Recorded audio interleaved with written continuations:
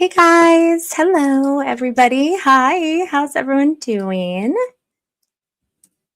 Hey guys, good morning. It feels like a morning. I don't know. It feels like morning. It's because I'm all out of whack because I didn't realize that football had already started. And I'm like, so we have our cup.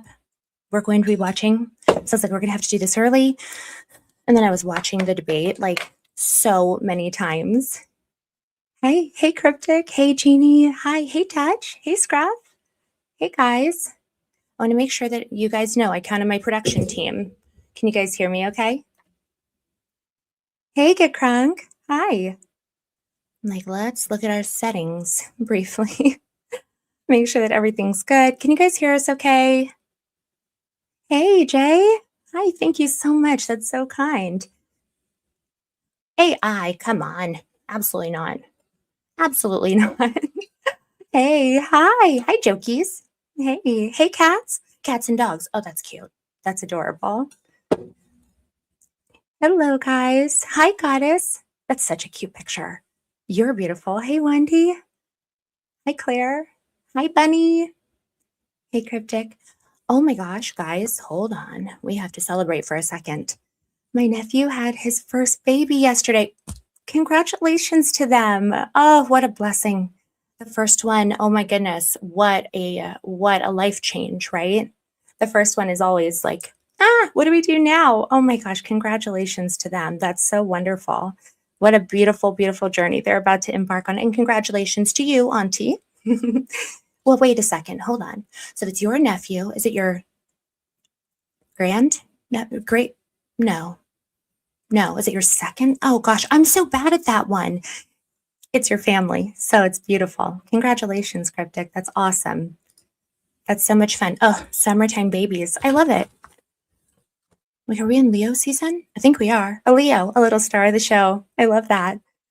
Hey guys. Hi. Hey. Tavusha, am I saying that right? Hi. I love that name. That's beautiful. Can you guys hear me okay? Hi, Mrs. Davis. Hello. Great nephew. See? Smart cookies. Thank you. Hey, Tanya. Hello. Okay, so everybody can hear me okay? Is everything good with the sound? You know, sometimes we have to do our speak up. Aloha from Tutu says, oh my goodness. Watching from the middle of a hurricane. I really, really pray that you guys are safe and fine. Aloha. I'm wondering, are we in Hawaii? Maybe. I hope that you guys, everybody does just fine over there. But yeah, let's hang out for sure. Get our mind off stuff. Absolutely. Welcome. Hi. Hi, Oopsie Poopsie Homestead. I'm obsessed with your username. That's amazing. Hey, guys. Jules, hello. Hi, lovelies. I'm actually, oh, here we go. Are we off to a good start? Hi, Jules. I'm actually up and at 'em before 5 p.m. today. Look at that. Already winning. Oh, yes. Okay. Thank you for the follow-up. Big Island, Hawaii. Got it. Absolutely. It's a beautiful place. I have family that does live there, and yeah, it's a beautiful, beautiful place. They're not there at the moment, but we're wishing you guys very much safety and that it passes soon. I'm like, you know what I always think about with Hawaii. Yes, there's rain, there's a lot of weather, but that's what gives you guys such incredible, beautiful foliage and like the flowers and the, it's important, but it's not fun. So I hope that everything is good. You stay safe, okay? Jules, we're so glad to see you. Hi. Okay, guys, we're already off to a start. Glasses are already smudgy, Well, I changed the lighting. That's kind of the problem. Changed the lighting and now I feel really pale. I don't know. So we're workshopping it. We're working on it. Okay. So everybody saw yesterday, right? Allie, oh my goodness. First of all, shout out times a bajillion to both Miss Allie Top Files and Miss Rio. Small Potato Crew, please understand. I was supposed to, okay. So it's a little bit of a miscommunication. So yesterday with the debate, I don't know why, I thought that we were going to be covering it like after. And then our wonderful little angel, Allie Top Files, did the watch along. That's so awesome. I didn't even realize that it was like on my on my channel too, which is great. No worries, all good. But I was like, oh, I thought I was supposed to be there after we were done. So then I was getting texts from the girls and they were like, where are you? And I was like, I'm sleeping. Sorry, what's up?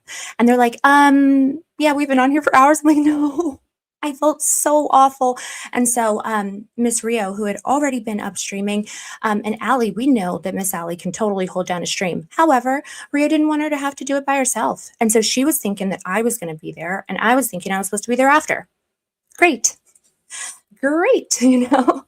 So I was like, oh, just kidding. So I came and jumped in. Oh, yes. If you guys don't mind, on your way in, Milo, thank you for the reminder. Thumbs up definitely helped the channel. I so appreciate it. I really love getting to meet you guys, hang with you guys, and do this. And so you guys just hitting like, it is such a helpful way for you guys to make sure that, you know, more and more people can get on the team, because we're going to need TSP like a lot because there's a lot to go through. Oh, hey, I see one of our favorite fellows. Hey, Kino. Hi. Good afternoon, guys. Afternoon, morning in Hawaii, afternoon in New York, right? And everybody in between. Oh, good question. I'm seeing good questions already. Kim, you're so smart. Oh my gosh, Kim is so smart. Okay. What date was EF in Maine? You know, we don't know. I do think, I don't want to, it was a few weeks ago. I did see a flight that looks pretty good. You know, it looks like a likely suspect, but I don't know for sure if it's the one that she was on. But I went to the right spot. So are we 100% sure? Did Baron say with 100% sure that actually happened? I can't actually recall. You guys will have to tell me. Thank you, Jay. Okay, so here's the thing. Thank you for the makeup compliment. You know, girly girl stuff. Sorry, gentlemen, you can do earmuffs right now. You don't have to listen to this part. But guys, so I changed the lighting in here. It's a work in progress. And I'm just in my office, guys. And so I changed the lighting and I feel like the makeup is like kind of crazy. I don't know. We're figuring it out. But what I keep thinking about, I had such a great conversation with Allie. I think it was last night where we were talking about the fact that, like, obviously being on camera is a terrifying experience for all of us. And my fellow researchers will know what I'm saying, that it's like, yes, I would like to computer all day and then have a different person say the words on the screen. And so she and I were talking about the fact that it's like, boy, it is awfully uncomfy to, do that and put yourself out there in that way. That's why, some of us like to have ourselves minimized and then just mostly the information on the screen, because it's not about us, it's about the information. But that being said, we had just a really nice conversation about the fact that even if you are like if you want to just like, hello, I would like to just display the information on the screen. Generally speaking, when people are learning about information, when you're having a conversation, and when you are hanging with your audience, like your gang, then there is something to be said for the fact that, like, it's nice to be able to have that conversational element of it. Because in my head, I'm like, no. Like, I try, obviously, as time goes, this is a little bit of, it'll become harder and harder. But that's the nice thing about just like having a small channel, is that I'm like, I know these names. I know Meebs. I know my Cryptic. I know my J. I feel like it's like a real like friendship and stuff like that. So I'm like, okay, that's a good thing. And so then we all can hang out with each other. And I don't know. Okay, so do you guys remember having friends on like AOL? Like friends on like AOL and ASL? Or you know what I'm talking about? You would be on AIM, which was on AOL. And like, for all of my millennials, I think that you guys will know what I'm talking about. So, oh, hey, Bradley. I'm like, gentlemen, I'm very sorry. We're talking about girl stuff. Although dudes were on AOL and AIM, right? Because we would always be like ASL, right? And that was like age, gender, and location. And so you would have friends, you would develop friendships with people that you had never seen their face.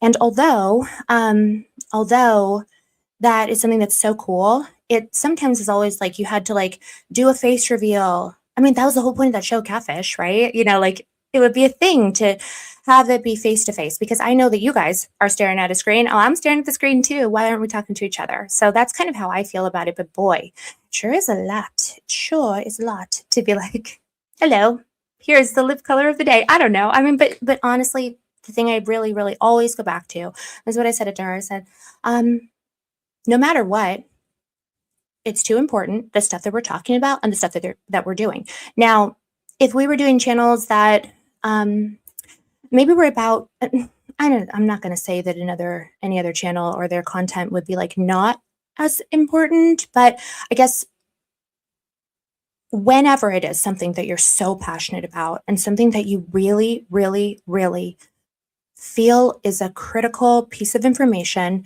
a critical topic, and something that wakes you up in the morning and keeps you up at night, you don't worry about the perception, the appearance, the da-da-da-da. You don't worry about that because it's too important that we have these conversations. So that's what I go with personally. So thank you guys for being here. I so appreciate it. Thank you, Mrs. Davis. Hello to the Mr. as well. Yes, I love having a small channel too.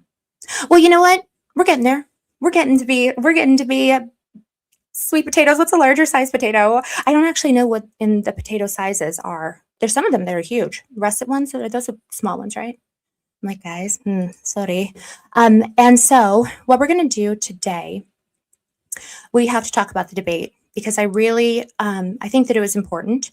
And I also think that there was a lot more information there that I have not heard anyone talk about. And it really is part of the story that is, related to Charlie in more ways than kind of I think they led with. I think that my personal belief is that Andy, I'm like, what do we call him? We call him Ashtray. I'm going to call him Ashtray. Ashtray, he was there to accomplish certain things. He did not spend, no one gave him $300,000 to sit down for a 3-hour humiliation ritual, which is, kind of what it ended up being, right? As I watched it, I thought to myself, no, although it's interesting, it did absolutely nothing for his reputation, right? Anyone who is already a fan of his probably maybe remained one. I do think that the odds that went across on, what was it, Polymarket or some betting network, but the odds actually of Tyler being convicted went down to 30% during the discussion. So clearly it was not considered an effective strategy in the actual media perception of it. It did not, I don't know that anyone would have watched that and was convinced. Now, this is a great point, Laura. Hold, please. Gained him clicks and notoriety. That's a fair statement. That is a very fair statement because what I was going to say is, having that notoriety, that can be a good thing. He's already kind of a heel character. He's someone who's kind of considered like a feather ruffler. He's he calls it a blood sport, ew. But he's already someone who wanted to be seen as kind of the bad guy. That's why he's there with the little, that's why we call him Ashtray. Oh, I'm cool, I'm having a beer. Oh, I'm cool, I'm smoking a cig. Did you guys see the way that his leg was shaking? The way that his leg was shaking? Guys, that was incredible. That was incredible because I was like, is he fine? He looked like, okay, I don't know if any of you guys have ever had a dog that was anxious. Have you guys ever had a dog that had anxiety and you had to give it trazodone or gabapentin or something in order to keep baby okay? I was like, he looks like a German Shepherd with anxiety. He looks like a dog on trazodone. He looked like he needed a thunder vest. I was like, sir, are you a husky in a thunderstorm?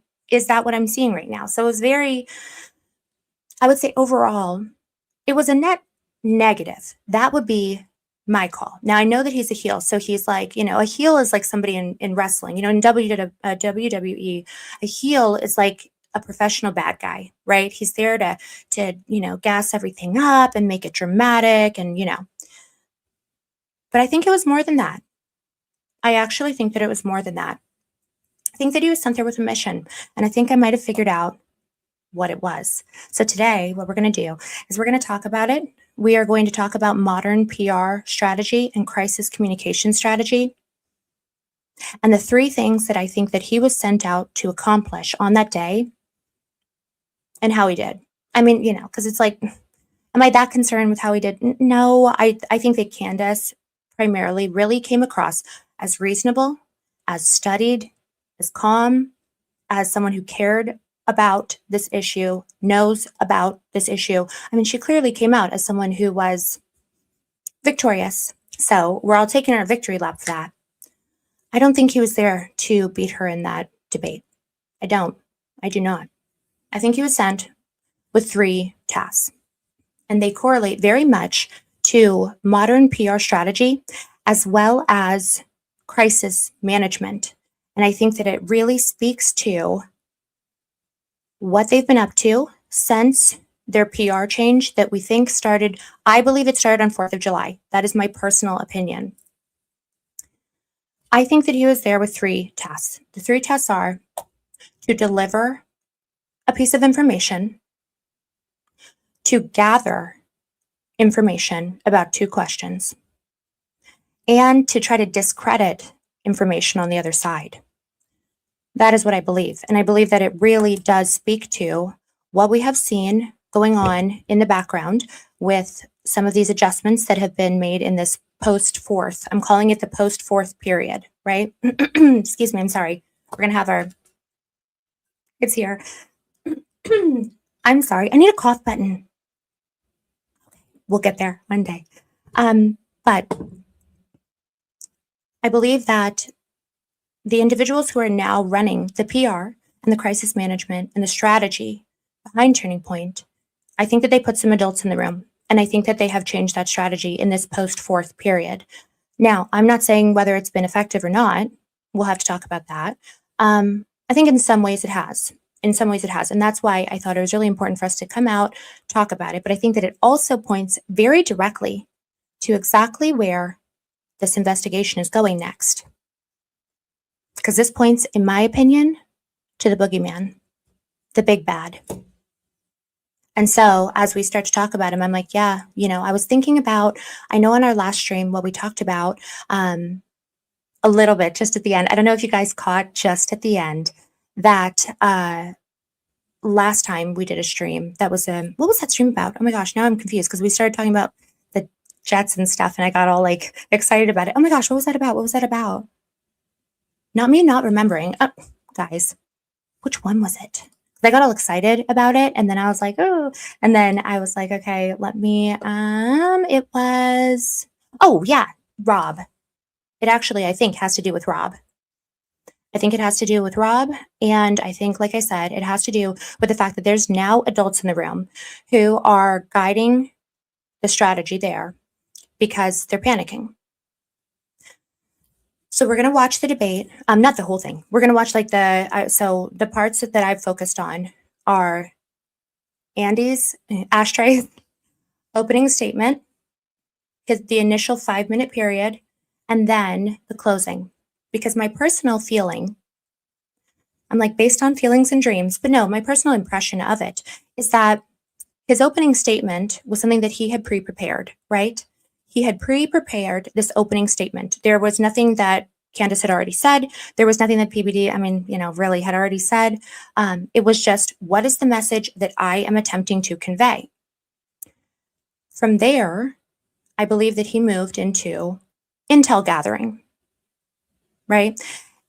And then pretty much most of the rest of the debate was an effort to discredit Candace's information. He wanted to make her seem as though her claims were somehow foolish. He wanted to try to, do some disinformation, but that wasn't something that I think that he was actually really doing. I don't think that he was actually even tasked with doing that, to be honest with you guys. My real impression was, how he brought 3 people? I think that those individuals, so he was there to deliver his initial statement. Then he was there to ask specific probing questions that TPUSA or whomever is interested in finding out the information on. And then from there, he was pretty much relying on the team. That's why throughout the course of the debate, it would be like, oh, yes, your team says that they have a video. He was just there to argue, just there to try to argue and poke holes and, whatever, and just be obnoxious. But at that point, it was about responding to what Candace was saying and then trying to prevent her, like just using like debate strategy to try to prevent her from like being able to make points, right? So my feeling was that like throughout the debate, I'm like, he's just trying to be annoying now. But he's already accomplished his mission. Then when we get to the end, I thought that they changed. He changed and emphasized a little bit of that message delivery, right? He wanted to hammer home the points that he thought were really critical. And it really does. I mean, when you think about debate strategy, what is the purpose of a debate? It might be to convince people who are undecided. Well, he was not successful in that, I don't think. I mean, like I said, that those poly market odds, they don't really lie as far as public perception, right? So why was he there? Why was he there? Why was he there? Why did he spend $300,000? Most of his credibility, because I would say, and it was a net negative, right? Whether he's a heel, whether he's trying to be what is that called? I think of it as a heel, but he did himself no favors. She should have just had a pickle jar, if anyone else thinks so. And I couldn't agree more. Look at this comment. Excellent point. Candace has a lot more information. Yeah, and a lot more proof. And any person who's been following her investigation, we were not convinced. I don't know that anyone was convinced away from her argument, right? And I don't think that many viewers at home, even probably people who watched him on Rogan, they probably were like, that's not great. Oh, okay, so that's what the other side of this is. So I think that it probably convinced more people onto the good side. So she prevented his misinformation campaign from continuing. But how did he do? And who would give him $300,000 for that performance? Who would? Well, how do we figure that out? We take a look at what he was there to do.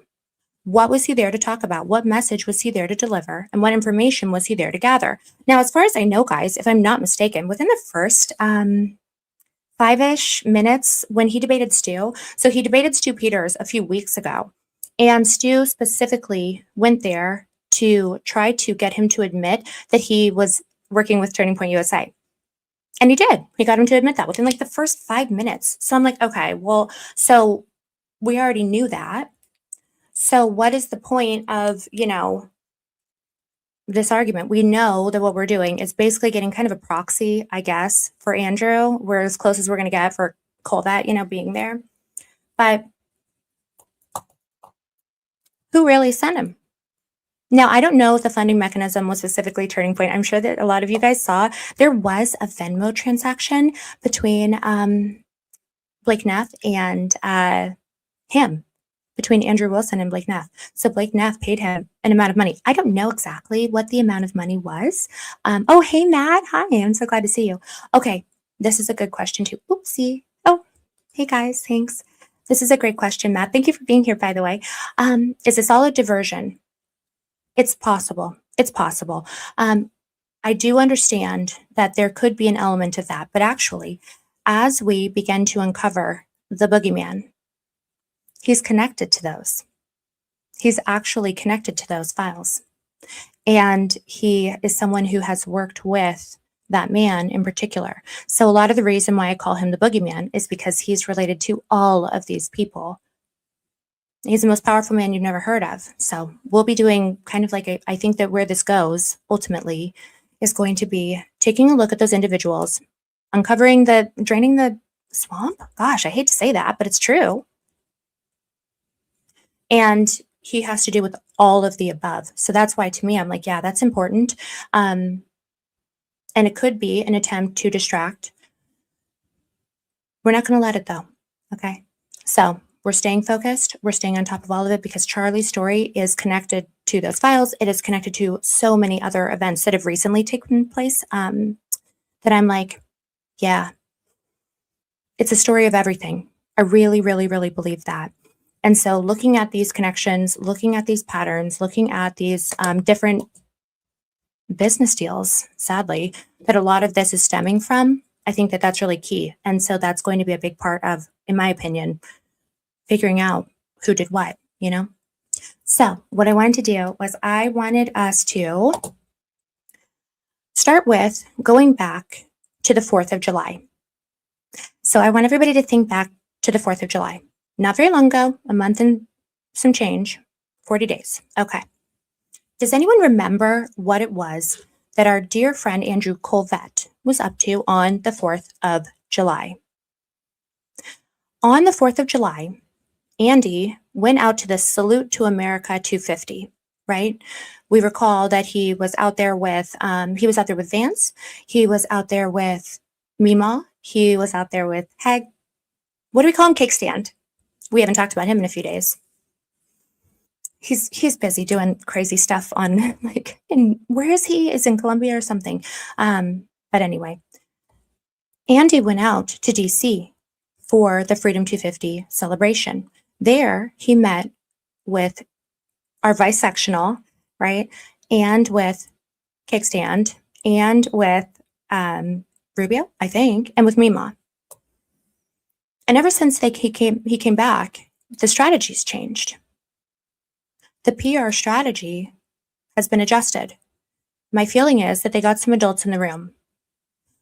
Rio and I did a section on it recently where we talked about the different strategies, the different methods of PR that have been being employed, and how I personally believe that there's 3 phases. Sorry. I want to make sure I catch if the mods need me. Sorry about that, guys. It's a Saturday stream. Are we casual? I won't be. Don't worry. But anyway, my feeling has been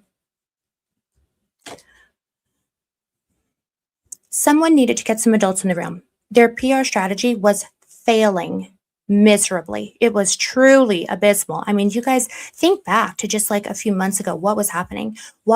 They were up against the ropes. They really were. We were talking about them. We were naming them. We were, really kind of pushing them. And the important people all of a sudden started taking a step back. When Andy got back, by the way, I do not believe, someone said the other day, and I think that this is accurate, I don't believe that Andy is filming from Arizona anymore. As far as I know, he actually went over to the Mobile Command Center in DC, and he's filming from there.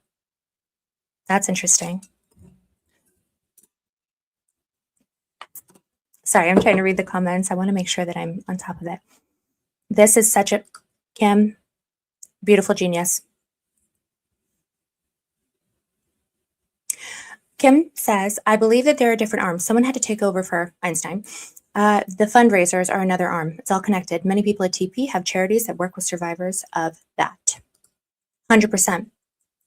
I've been saying, kind of interchangeably now, if it's fundraising or preaching, but either way, we kind of know what I think that we're seeing, right? And regardless, I doubt very much that it has anything to do with the initial message that Charlie had, the initial vision that Charlie had for a turning point. I don't think it has a ton to do with actual Christian values, but he's preaching around the country. So he made a point to make sure that we were all aware of that. And I think that that's intentional, right? So what I wanted to first do is, we kind of first, we did go over it, but I wanted to talk about the adjustment in strategy because I think that it's relevant. I think that it's extremely relevant, actually. When the adults got into the room, so this is 4th of July, that meeting forced a sea change. That was when Andrew Wilson appeared. Andrew Colvett all of a sudden decided to come out and start his heel turn, where he was kind of briefly, going directly to attack Candace. That was one method that they were trying as well. All of a sudden, Blake Neff is being accommodating and on Spaces while he has his handler there. No offense to our Kandahar Peanut.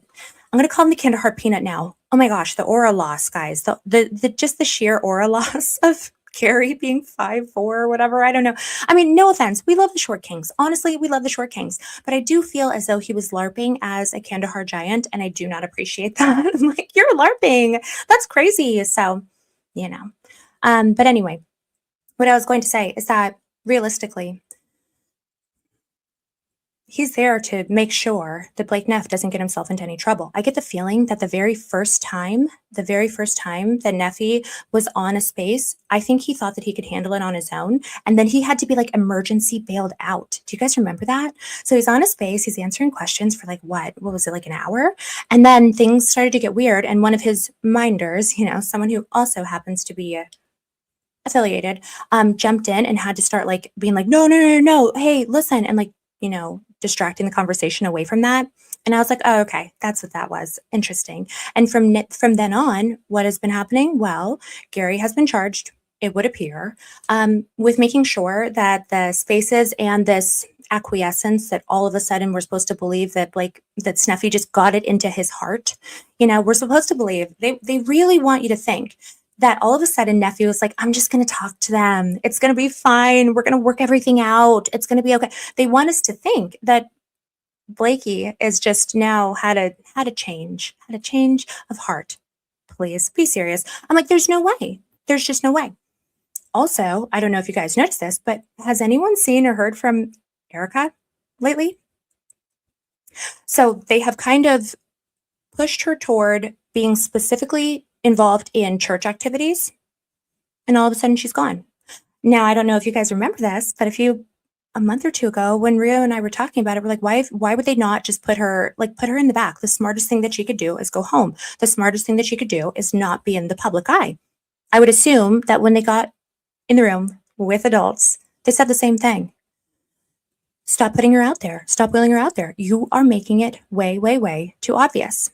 So my impression has been, okay, there's actual adults guiding the strategy. And then we saw this document. Hold, please. Make sure that we are doing this correctly. Okay, there it is. All right. Okay. Who remembers the Digital Assassin?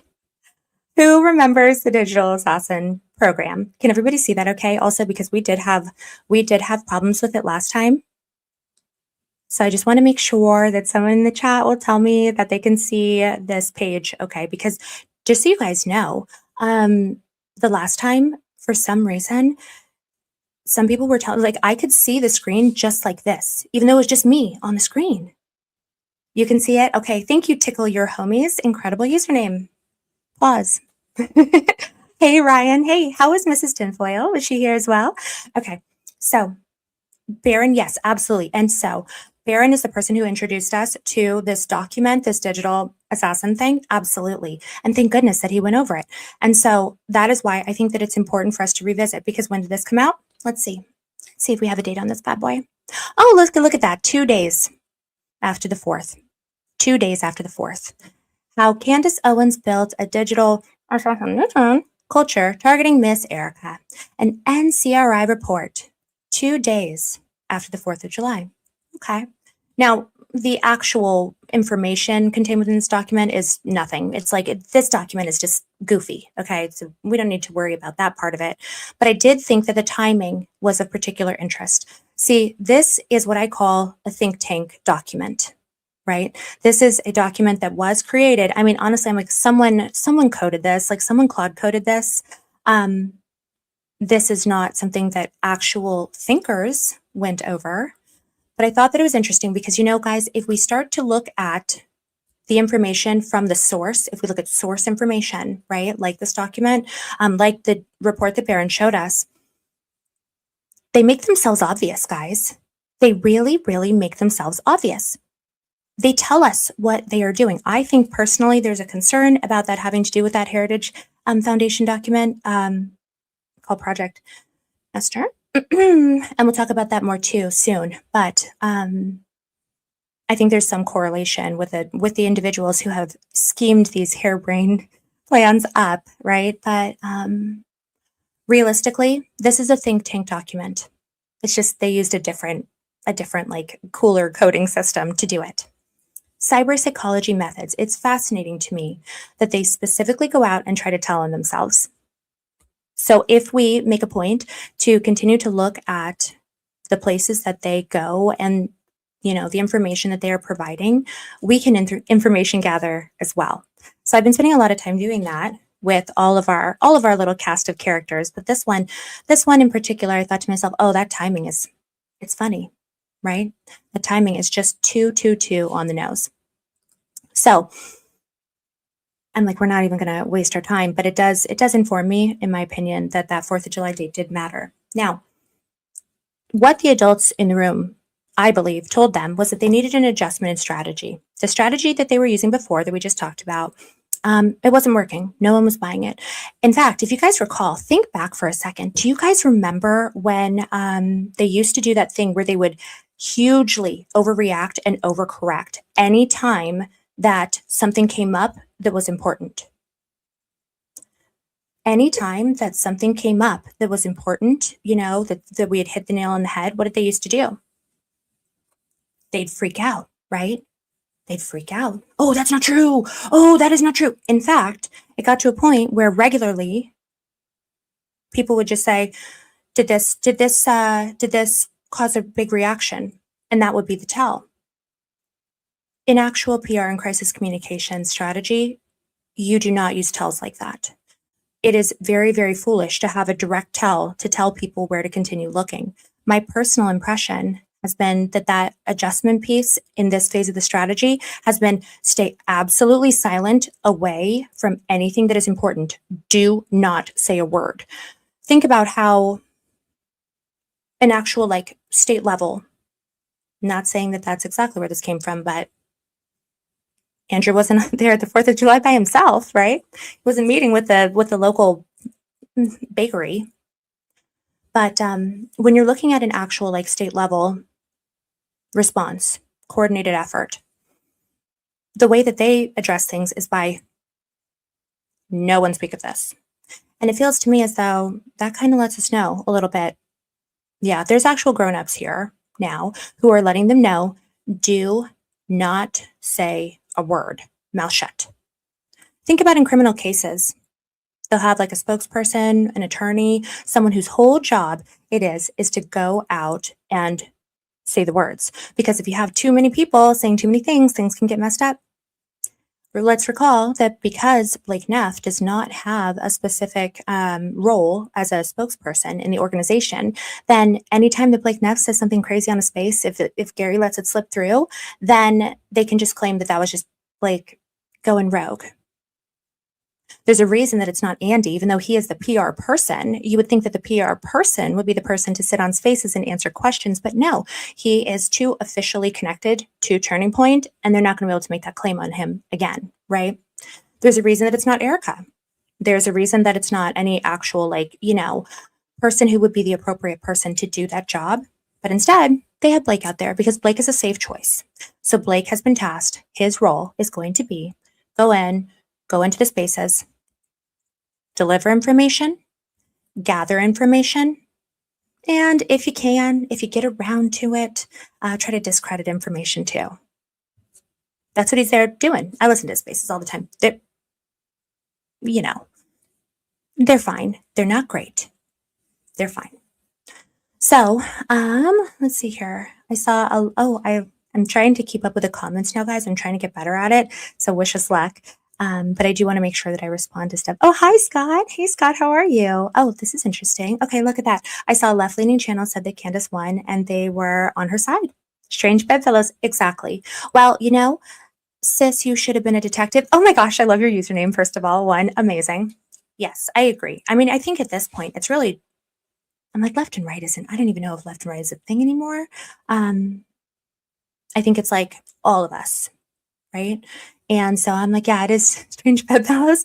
Wherever you fall between Anna Kasparian and Candace, everybody's welcome because we're all on the same good side of this. So I welcome that reaction from them. I think it's actually great. I'm that's good.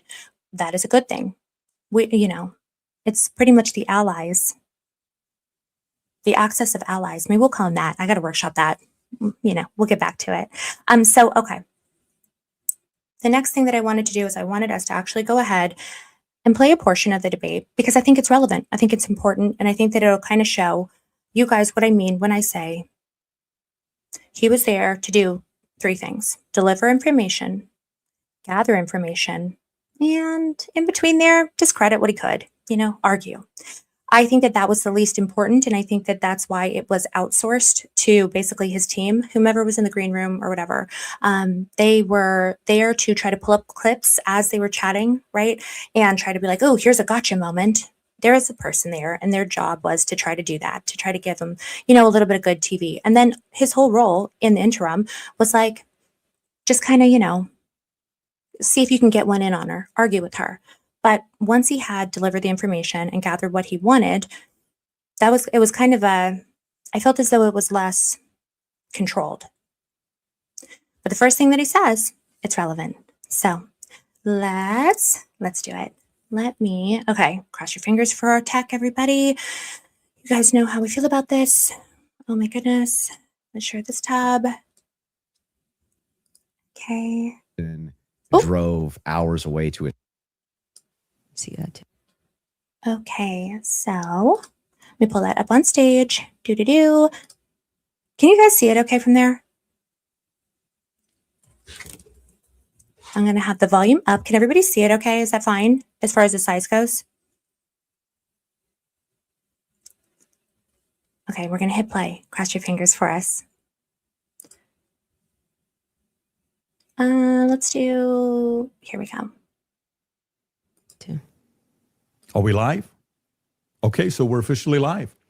Candace, Andrew, good to sit down here with you, talking to you guys about the conversation that I think started with you being on Joe Rogan when you said, hey, I'm offering $300,000.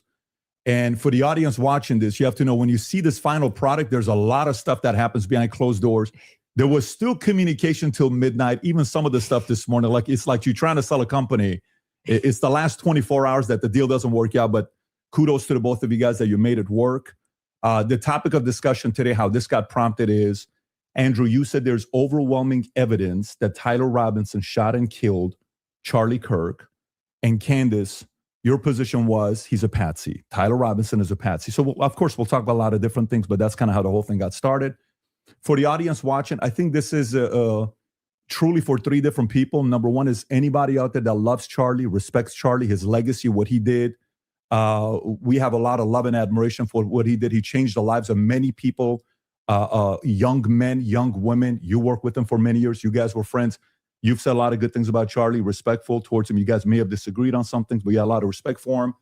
The second audience is the folks out there, you that's watching this. And so for you, you've been wanting something like this to take place. And kudos for Andrew for coming out and saying, hey, I want to have this conversation, and for Candace to accept it.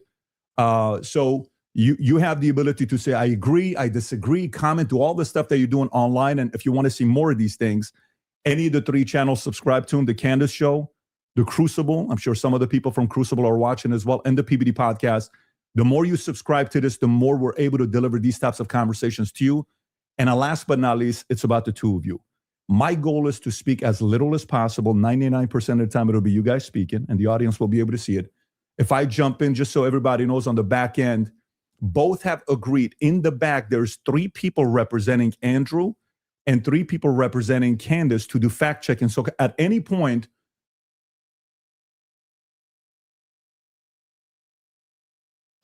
and I'm going to be kind of pausing throughout, but I want to talk about everything as it comes up, because I think it's just a better way for us to go through the information. So first things first, PBD as a moderator. My thought is, I found it very interesting to hear the fact that he had potentially had lunch with Ben Shapiro, like in the last week. And that at that time, Andrew Wilson already had selected him as his second choice. Now, Ben Shapiro, we know Tiny Horse is a problem. We know the Tiny Horse and Daily Wire have had Candace, there's been this battle back and forth between Daily Wire and Candace for a long time. It's not great, guys. It's not good.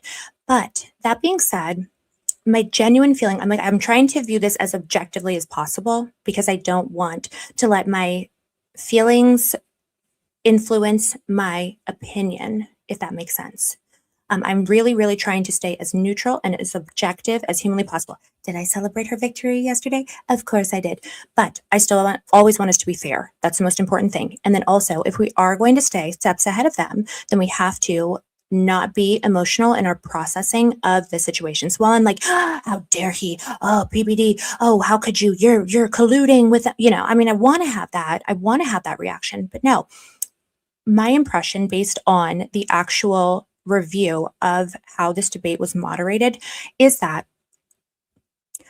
I would assume that PBD was given specific instructions to only stop things or get into things if they were brought up by by Candace. I don't think that he was there to do anything with, maybe to try to rescue Andrew. Maybe that would be a directive, but he would not be someone who I think, in the way that he addressed this debate, would have wanted to be obvious, because he is a smart guy. I don't like him. I don't, and I wish he hadn't even, I'm like, I don't even want him in her house. I'm sorry. That's my opinion. But what I'll say is that my impression was that likely the message to him was, stop it if anything comes up about this, right? Stop it if Candace talks about, I don't know, Mrs. McCrone or whatever. Like, if she talks about macaroons, then stop the argument, find a way to distract. This is the way that we do see a lot of these, I hate to call them fads, but like, that is kind of the way that minders, handlers, I don't know what you want to call it, what he was there to do for Andrew. He wasn't being that for Candace, but like, he was like trying to control the situation, just the same way that he was there to be a Gary for Andrew Wilson. Does that make sense? I hope it does. So basically, if things got out of hand, he was instructed likely to, hey, just make sure that it doesn't go into this. And then from there, he was able to just kind of, be himself, say what he wanted to say, and just be reasonable. That's my genuine impression. Now, I'm not saying that he is good. I'm not saying that we like him. I'm not saying any of those things. But what I will say is, oh, I'm sorry. Do I see a troll? Go away, troll.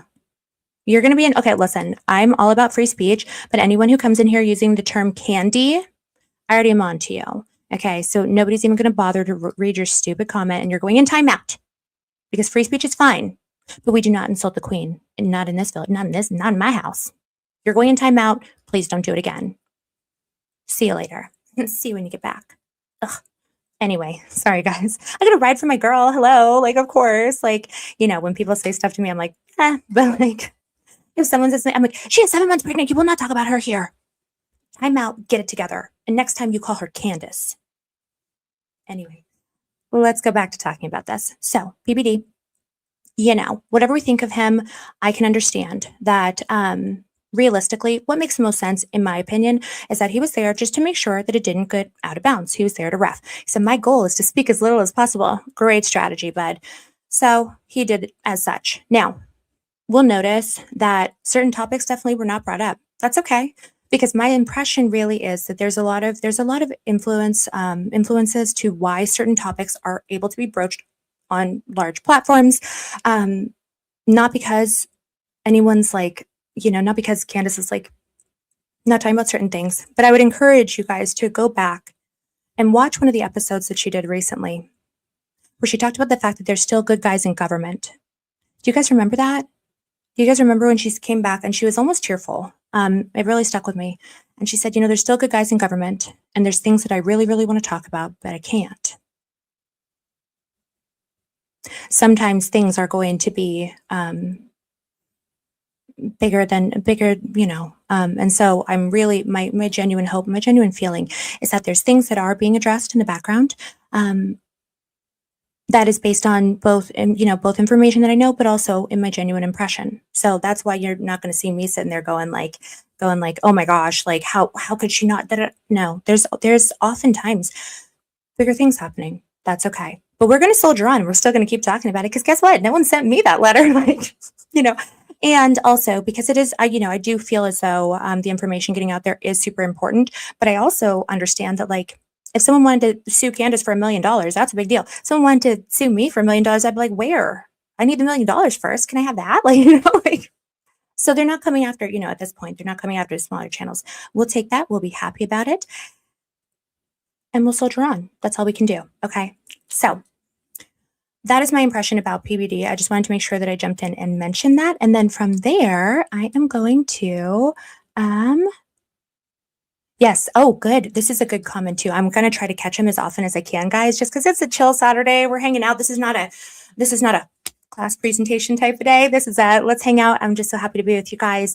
And also, It's football today. Guys, after I do this, do you know what I'm doing? I am literally going into my bed. I'm going to put on the television, and then I'm going to lay in the air conditioner, and I'm going to watch my team ball out. Just so everyone knows, I'm like, quick aside, just so everyone knows. So I'm a huge football fan. I'm like, Jane, we'll get back to this and give me 1 second. I'm a huge football fan. I love football. I like college football, kind of, I do like it. I do, because I love scheme, and I love, I love personal matchup, and I do love coaching and all of that good stuff. But I love the NFL. Like, I love it. That was actually the only thing I ever thought of doing a podcast about before was NFL. I love it so much. Oh my gosh. So, and my team won the Super Bowl last year. It's funny because I think about the fact that, like, Charlie passed away on September 10th. I didn't go to a single game. First time, like, in my life. Didn't go to a single game. I went to one. Exactly one. But it went from being my favorite passion on earth to being like, how can I focus on anything other than Charlie?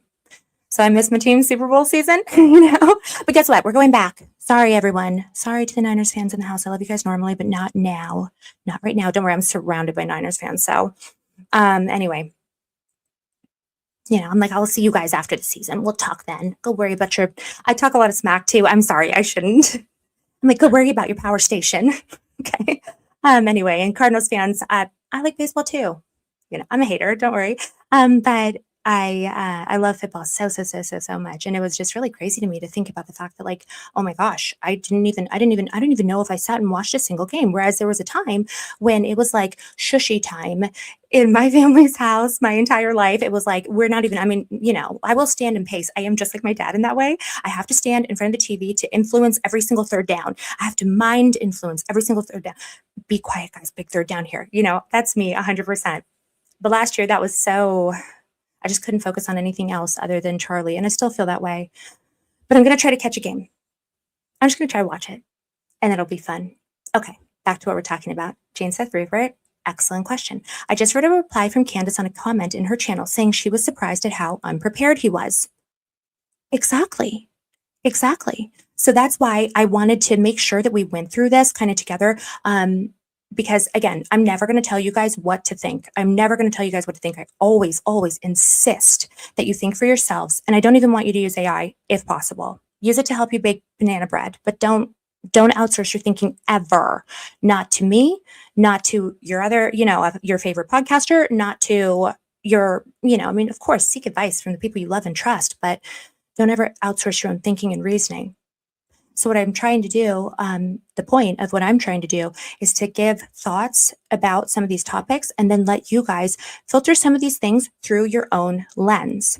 See, this is exactly what we're talking about. You read a reply from Candace herself, and she says, I'm surprised at how unprepared he was. Well, that makes perfect sense if all Ashtray was there to do was to deliver information, gather information, and try to discredit information. His purpose was not to go in there and win that debate. No, I don't even think that he believed that he could. I mean, perhaps a little bit of a Dunning-Kruger effect where, like, victim of their own hubris, as these people continually are. He thought that he had it. Maybe he thought he just had it. It's possible. I don't really buy that. I don't think that was the purpose. What I think the purpose was of this debate was to deliver info, gather info, and try to discredit on the way. So what I'm asking for you guys to do is, as we're watching his opening statement, filter it through your lens. Just explore it as a potential hypothetical. If he was only here to deliver, gather, and discredit, is this what we would see? Because that's what I want us to do, is explore the hypothesis. So thank you, Jane. Excellent point. Okay, let's dive back in. I'm turning the volume up. I hope that's fine. Okay. If somebody makes a claim, the other can say, can we fact check this? I can jump in and say, fact check this. Even the folks in the back can say, fact check this. So it is a very fair conversation that we're having here. And so with that being said, kudos to Michael Knowles. Your name was mentioned a lot. You missed out right now. The last 10 minutes, we talked about you. There's a lot of love and respect here mutually from both parties, all three of them here. And then, of course, the great Joe Rogan that started this conversation. And he also volunteered, but it ended up being this format that we have here today. So with that being said, Andrew, your claim is overwhelming evidence that Tyler Robinson killed Charlie Kirk. Opening statements, opening comments. Sure. And what I mean by overwhelming is I just find it very convincing. That's I think that's what most people mean when they say overwhelming evidence. So I have a brief opening statement. On September 10th, 2025, Charlie Kirk was murdered. Many of you already know a lot about the events which occurred after Kirk's death. You remember the ghoulish laughter, celebrations, and madness we saw from leftists all over. He's reading from a phone. Be serious. Does that say prepared to you? This is someone who potentially is comporting himself as a professional debater, as a master debater. He's reading from a phone. So when we're thinking about it, who is it? Who wrote that? Is it him? Are we sure? And also, I do think it's notable. I'm just going to say this.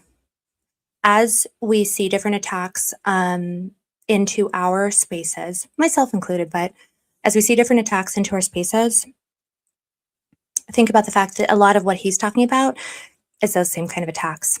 It's interesting to me. It's just noteworthy. We'll continue. From TikTok invasions, debates, posts on social media, destruction of memorials, and things like this.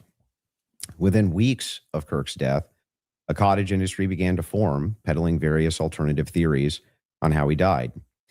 What special interest may have killed him, what nations were involved, and was our own government one of them? Because this was the first nationwide.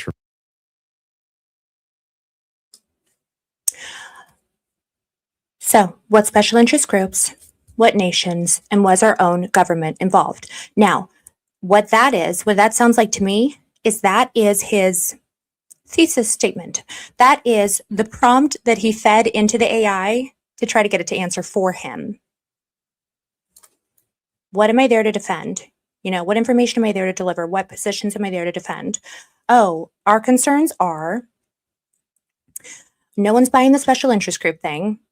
Nobody thinks that this was a, whatever, left furry, blah, blah, blah. Nobody's buying that. What nations are involved that people are asking questions about? And was our own government involved? Exactly. Right?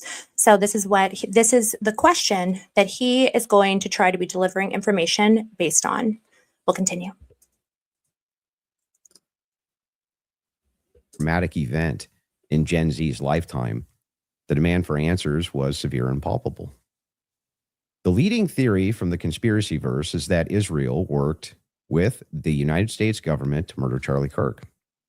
Within a day or two of Kirk's death, Ian Carroll claimed that Israel killed Charlie Kirk, and the conspiracy caught on like wildfire. This theory was built on one misleading piece of evidence, that in his final days, on or around September 8th, Charlie sent a text message reading, "Jewish donors play into all the stereotypes. I cannot and will not be bullied like this, leaving me no choice but to leave the pro-Israel cause." This was sent in the context of a platforming dispute regarding Tucker Carlson. I'm going to try to leave my mic unmuted so it's not as choppy when I'm flipping back and forth between screens. And you guys will tell me if it makes the echo thing happen again. I hope that it doesn't. So cross your fingers for us. I just wanted to mention, guys, why is it that he's talking about Ian Carroll specifically? Ian Carroll, just note that Ian Carroll is someone who has been under attack online a lot recently. So when you guys are thinking about who's up to what, who's working with who's doing what pieces of it, it is not any coincidence that he's talking about Ian Carroll specifically. Because again, what we have seen persistently is Ian Carroll, for some reason, being put under attack. So we have to ask ourselves why. Things to think about. We'll continue. And then also, I'm going to look back and I'm going to see if the mic's staying open, and I'll just be silent if that causes an echo. So someone do me a huge favor. And also, sis, you should have been a detective. I love what you have to say. I'm a progressive. I did not celebrate. I thought it was terrible. I've learned about Charlie since his death. Nobody needs to die because of their comments. I think Charlie had sincere motives. Beautifully stated. Beautifully stated. And it is absolutely all of us. And it's going to take all of us. Okay. So welcome, welcome. I don't know that any person is left or right. We all have, I don't know a single person on earth that has the exact same positions as any other person. I would say that 70% of the country is within the same realm. And that's what they're afraid of. And that's what they try to break us up by those little, 15% like fringe issues on the outside that we can disagree with, about. Doesn't mean we can't talk to each other. So, all right, let's get back to our little bestie. But well said. Thank you for saying it, by the way. Libs, welcome here. I got a lot of family that's libs. I myself am conservative. A lot of my family is libs. Guess what? We still agree about 80-90% of the issues, and we still have respect for each other. That's really the point. And they hate that. So anyway, let's get back to our little bestie here. And you guys tell me if there's an echo, please. From this scintilla of misleading information, it was speculated that Israel killed Charlie Kirk because he would have successfully opposed the Iranian war. Now, that's a fun theory, and who doesn't like a good, fun conspiracy theory? I like them. But there is no evidence that Israel actually killed Charlie Kirk. And if Candace has some, I'd like her to actually show it to me. I'm open to suggestions, but to date, there hasn't been any. There is, however, tons of evidence that a leftist killed Charlie Kirk, just as Charlie feared they would. I believe Charlie Kirk, and I have the receipts. No, I didn't have it. Quick pause. The leftist thing. So my impression is that's probably the same reason he's doing the leftist thing. He doesn't have the Agent Poso 1,000-yard stare, but Ian Carroll is like, I think Ian Carroll's actually, I don't even know what again, politics, not real. But let's consider Ian Carroll is very much someone who's like a voice that I think a lot of progressives do listen to and follow. So trying to discredit him and then also blame leftists, that's not accidental. We'll continue. Dream where he came to me and told me that the left killed him. No, he didn't come to me a dream and say, Candace Owens betrayed him. That never happened. In fact, I don't need dreams of any kind because I hold in my possession never before seen messages from Charlie Kirk to his security team on September 9th, 2025. I'm going to share the message with you today, which is the first time this information's ever been publicly revealed. On September 9th, Charlie's security team wrote to him, yes. This is about to be important. I need everybody listening ears because this part is particularly important. He is revealing to us never before seen text messages. So where would those come from? There's only two places where that would come from. Well, actually three. There's only two places where that would come from. Charlie's phone, the security member's phone, or the government. He should not have access to any of those. Why does he have access to any of those? Thank you, Scott. Excellent point. You know what? I'd agree. Ian Carroll, independent, libertarian. I feel like, am I politically Ian Carroll? Maybe, kind of, maybe sort of. Anyway, he's awesome. And I do think that he's someone who's kind of a beloved figure to a lot of people. Like they really do trust him across the board. I get the feeling that's why Turning Point has all of a sudden decided to set their sights on him. So whenever you guys are seeing attacks against Ian Carroll, who, by the way, has not even been involved in the, he's, of course, especially in the beginning, he really, really, really was someone who really was following the case very closely, but he has a variety of interests. Why are they choosing him? That's what I just want you guys to have these thoughts in the back of your mind. Oh, this is an interesting comment. So did I mishear this, that he said it was revealed months ago? Let's take a look back. Where was it revealed? Wait a second. Where did you guys see it before? Let me run it back, make sure I didn't mishear. My possession, never before seen messages from Charlie Kirk. How did you guys see it? So I saw a couple people say that they had seen the text before. And I'm like, wait a second. Oh, and thank you, Blaze Green Star. Yes. So Ian, I know he just has some stuff. I think he's okay, though. I think he's all right. But we really, we love Ian Carroll. Absolutely. Me too. So anyway, I'm like, how do people see it? Because what he's saying right there is these are never before seen and never before heard. So, right? Anyway, we'll let him reveal this text message. That's super important. Security team on September 9th, 2025. I'm going to share the message with you today, which is the first time this information's ever been publicly revealed. On September 9th, Charlie's security team wrote to him, yes, law enforcement has been fully supportive and agreed to security plan and posture. Tomorrow's event will be covered by both my team and the campus PD. If additional support is required, patrol units will be available. I have 11 on site. Charlie responded with this. Okay, great. Remind them that they are there for one person's security only. I just want everybody, listen, I believe that everyone on Team Small Potatoes are some of the brightest minds in all of this. Like, you guys are literally some of the brightest. I truly believe that. You guys are like, my community is top tier. What does he mean when he says, let me remind you that you're only here to protect one person? What does he mean by that? Because I don't know the answer. I don't know the answer, but it's something that has been rolling around in my mind kind of continually since he just shared that.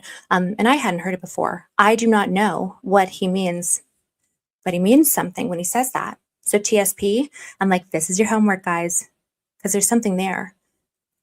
Please remind them that they are only there to keep an eye on one person. So I want to point that out with full disclosure. I don't know what that means, but I don't think that it means nothing, because this is a message that Charlie sent to a member of his security team the day before the event, in discussion about the event where he would be taken. So keep it in the back of your minds, okay?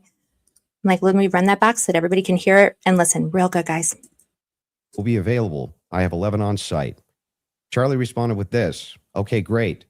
Remind them that they are there for one person's security only, because I'm somewhat worried the left is trying to kill me.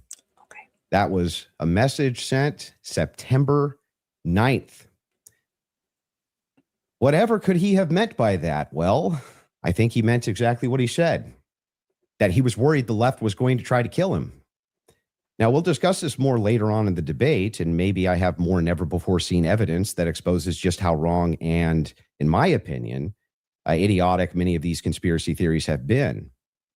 But that's what happens when you rely on what's called the evidence of the gaps.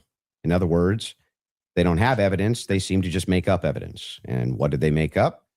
Well, in my opinion, kind of whatever lined the pockets. And I think it's ghoulish to profit off of the death of a good man. But I'm sure that he doesn't mean to be referring directly to Erica Kirk, but I'm pretty sure Candace didn't have a tent set up, didn't have the tent set up at a fundraising event. Pretty sure that Candace didn't send out thousands of emails to any individual who has ever given money to Turning Point USA. I'm pretty sure that Candace Owens did not have a bloody microphone or allow Ben Shapiro to give $1 million to pick it up. Just wanted to mention that. I came here today to debate, and so let's get to it. The debate topic today is 1, my belief that there's overwhelming evidence that Tyler Robinson killed Charlie Kirk, and 2, Candace's belief that there's overwhelming evidence that Tyler Robinson was a patsy and didn't kill Charlie Kirk. In sum, the audience is going to decide who has more evidence supporting their theory. My theory is that the state is correct that Tyler Robinson is the killer, at least based on evidence so far, and Candace's theory that Tyler Robinson is not the killer and he's a patsy set up by the feds. To be clear, this is not a question of reasonable doubt.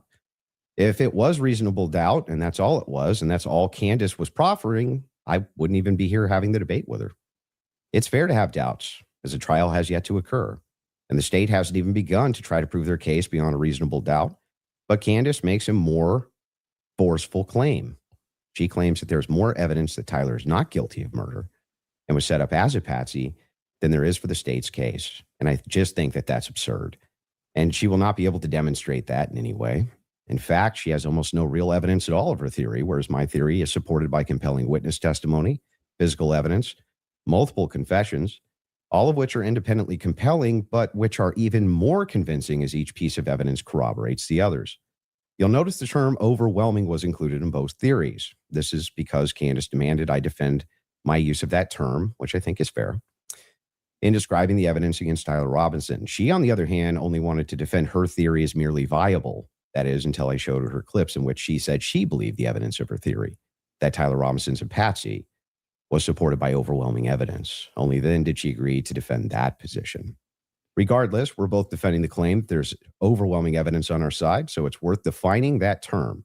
When I say the evidence against Robinson's overwhelming, all I'm saying is that I mean that as of right now, I find it very convincing. I see almost no evidence at all, only speculation, unverified claims, and suggestions of things that could merely be hypothetically possible. Dreams, vibes, feelings, things like this. Almost done, by the way. I have no problem defending the state's case and welcome Candace bringing up any challenges she would like. But if I'm honest, the reason I was willing to pay the $300,000 for this debate was to finally have a chance for someone to demand Candace be held accountable for the unbelievable theories and claims she's been making. How does this hold Candace accountable? In what way? Like, in what way? So he clearly, I mean, okay, my opinion, and this is pure spec. We're in the pure spec portion just right here, and we'll go back to the analysis in a second. But pure spec, I don't think that he wrote that. He's reading it as though he's read it before. He is not reading it as though he wrote it. That's my opinion. And the fact that he's like, you know, it feels as though it is an assigned task. Does that make sense? I hope it does, because there's no passion behind it. There is no emotion. It is delivered in almost a monotone way. What is he in his natural state? Smarmy, rude, inquisitive, somehow willing to acquiesce here and there. It's fascinating. It's a strategy. We know that. My personal belief, he didn't write that. And he's delivering it as a part of the planned statement. This is the information that he wants for the public to make sure that they hear. And by he, I mean whoever paid for this debate. So we'll let him finish this part up. Not much longer on this part of it. Candace's investigation is indistinguishable from a leftist operation. She couldn't be doing more damage to the right if she were trying.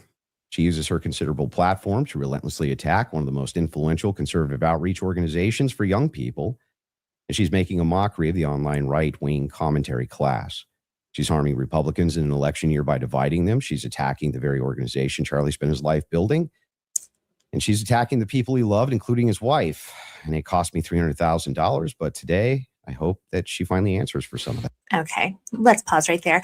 First of all, everyone say hi to Trigger Smart. Say hi, everybody. I'm like, guys, everyone, you know the rules, best behavior. We're in fine company. Thank you so much. And of course, brilliant comment. Andrew's turned down debates with Jesse and Heavy Duty Country separately. Fascinating. Because last time I checked, he has been begging for people to talk to him. So let's think about that for a second, because great point, Matt. He's turned down debates. Meanwhile, he has paid and he has been begging Candace to do that. Now, I believe that both of those gentlemen have very large platforms. Now, obviously, not as big as Candace. Candace has, a giant platform. I'm pretty sure that both those guys probably have more subscribers than like Baron currently has. I'm like, he's wonderful, but Baron's relatively new to the social media landscape. You guys know I love Baron. But what I'm saying is, if this is just about clicks and views, I'm pretty sure that Heavy Duty Country has like a million subscribers. So if this were about making sure that his voice was heard, then he would go on that platform. I'm pretty sure that Jesse has around 500,000 subscribers. And that is still, that's more than Baron has. So why, and Stu Peters, who he also, insisted on debating, Stu Peters isn't on YouTube. So if this were about clicks and views only, that makes no sense. Keep that in the back of our mind. And thank you for that great analysis. And I'm glad you're here, Matt. Okay, let's keep going a little bit more, because as he wraps up his statement, the next portion of this, guys, is the fact that he makes his statement, then Candace makes hers. Her statement is excellent because she's going off the cuff because she knows his topic. She doesn't have to, have it being read from a phone. But what he does is he immediately goes into asking her specific questions. And that is where we're going to go into the fact that he is there to gather information. That's when I believe that he goes into the information gathering portion of what he's been sent there to do. Okay. Thank you, Andrew. Candace? Did you get it out of your system? I did. Okay, great. Well, I'm not going to waste time with the preamble because I think I just want to get to the substance of the debate, and we'll just speak to the audience. I've obviously had an audience since we've been covering this case. People know that there was a personal friendship between me and Charlie, and diminishing the pursuit of something that makes sense regarding what happened on September 10th by throwing it to, this is just people who are conspiracy theorists. These are people who are just trying to generate clicks. I don't think that people should be satisfied by that. I want people to remember that it's important to think. We've been lied to by the government a great many times over, just the last couple of years, if you just think of the things that we've learned about our government. And I do want to say this, what's been the most disturbing element, I think, for everyone is that not only does the narrative not make any sense, which I'm going to demonstrate, I don't need to waste time with the preamble going through the points or trying to insult you or pretending that I've been running a podcast saying it's just dreams and vibes like I'm Miss Cleo. And that's the reason why it's taking so many influencers. It looks like $1 billion industry of influencers to dispute everything Candace says. Is not because I'm on my platform saying I had a dream last night. I don't think I think that diminishes you as an argument. Obviously, we have presented a lot of evidence. You just presented a text message and said, this is evidence. Well, that's how this entire thing began.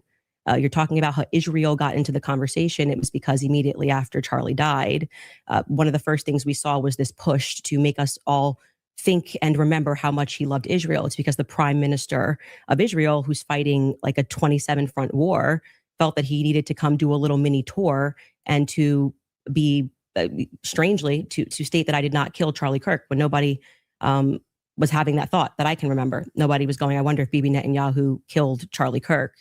And then we had a round of influencers who lied and said Charlie was not changing on Israel, that he wasn't having any disagreements regarding that topic, that the day he died, he just loved Israel so much. And I demonstrated via a text message, which you just mentioned, and you're now contextualizing and pretending it was just about Tucker Carlson, which is not true. It was a part of a broader shift that Charlie was having over the last, I would say, actually, on your show, it began since October 7th, which is when I began asking myself more questions about Israel as well. And so, yeah, when all of these things happen in the immediate aftermath, and then I drop a text message after everyone is denying that, Tucker Carlson then comes out and confirms the conversations that he had with Charlie.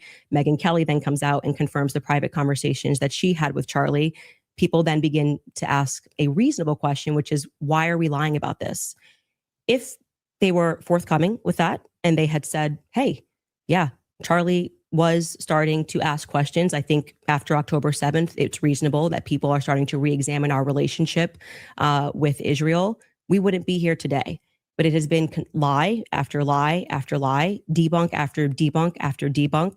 Yes, I did share that I had a dream that Charlie was betrayed. It's not a dream anymore. It's a reality.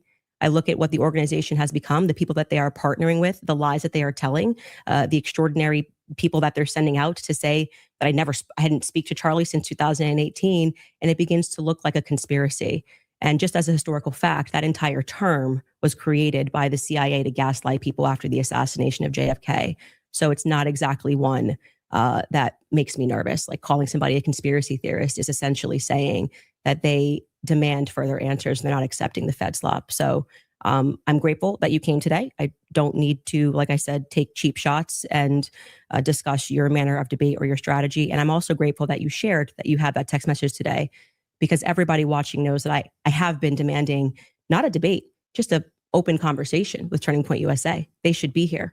It shouldn't be you in that chair. It should be the person that took Charlie's place, maybe Erica Kirk, maybe Andrew Colbert. He's a spokesperson. And rather than doing that, they send us another influencer. So can we just have a round of applause for our girl here? It was so beautifully stated. It was perfectly said. I mean, that's the thing. When you have dedicated yourself clearly to something that is extremely important to you, that you're extremely knowledgeable on, you don't need to read it from a phone. Someone a few minutes ago remarked that it sounded like something they thought that the tiny horse, the midget horse, might have written. It's a worthwhile question, as is this one. I want to make sure that it gets addressed because I love you, my smart cookies. Oh my gosh, Jackie, incredible point. That's exactly what we were saying. Who did Charlie feel was there that day with them that his security would protect over him?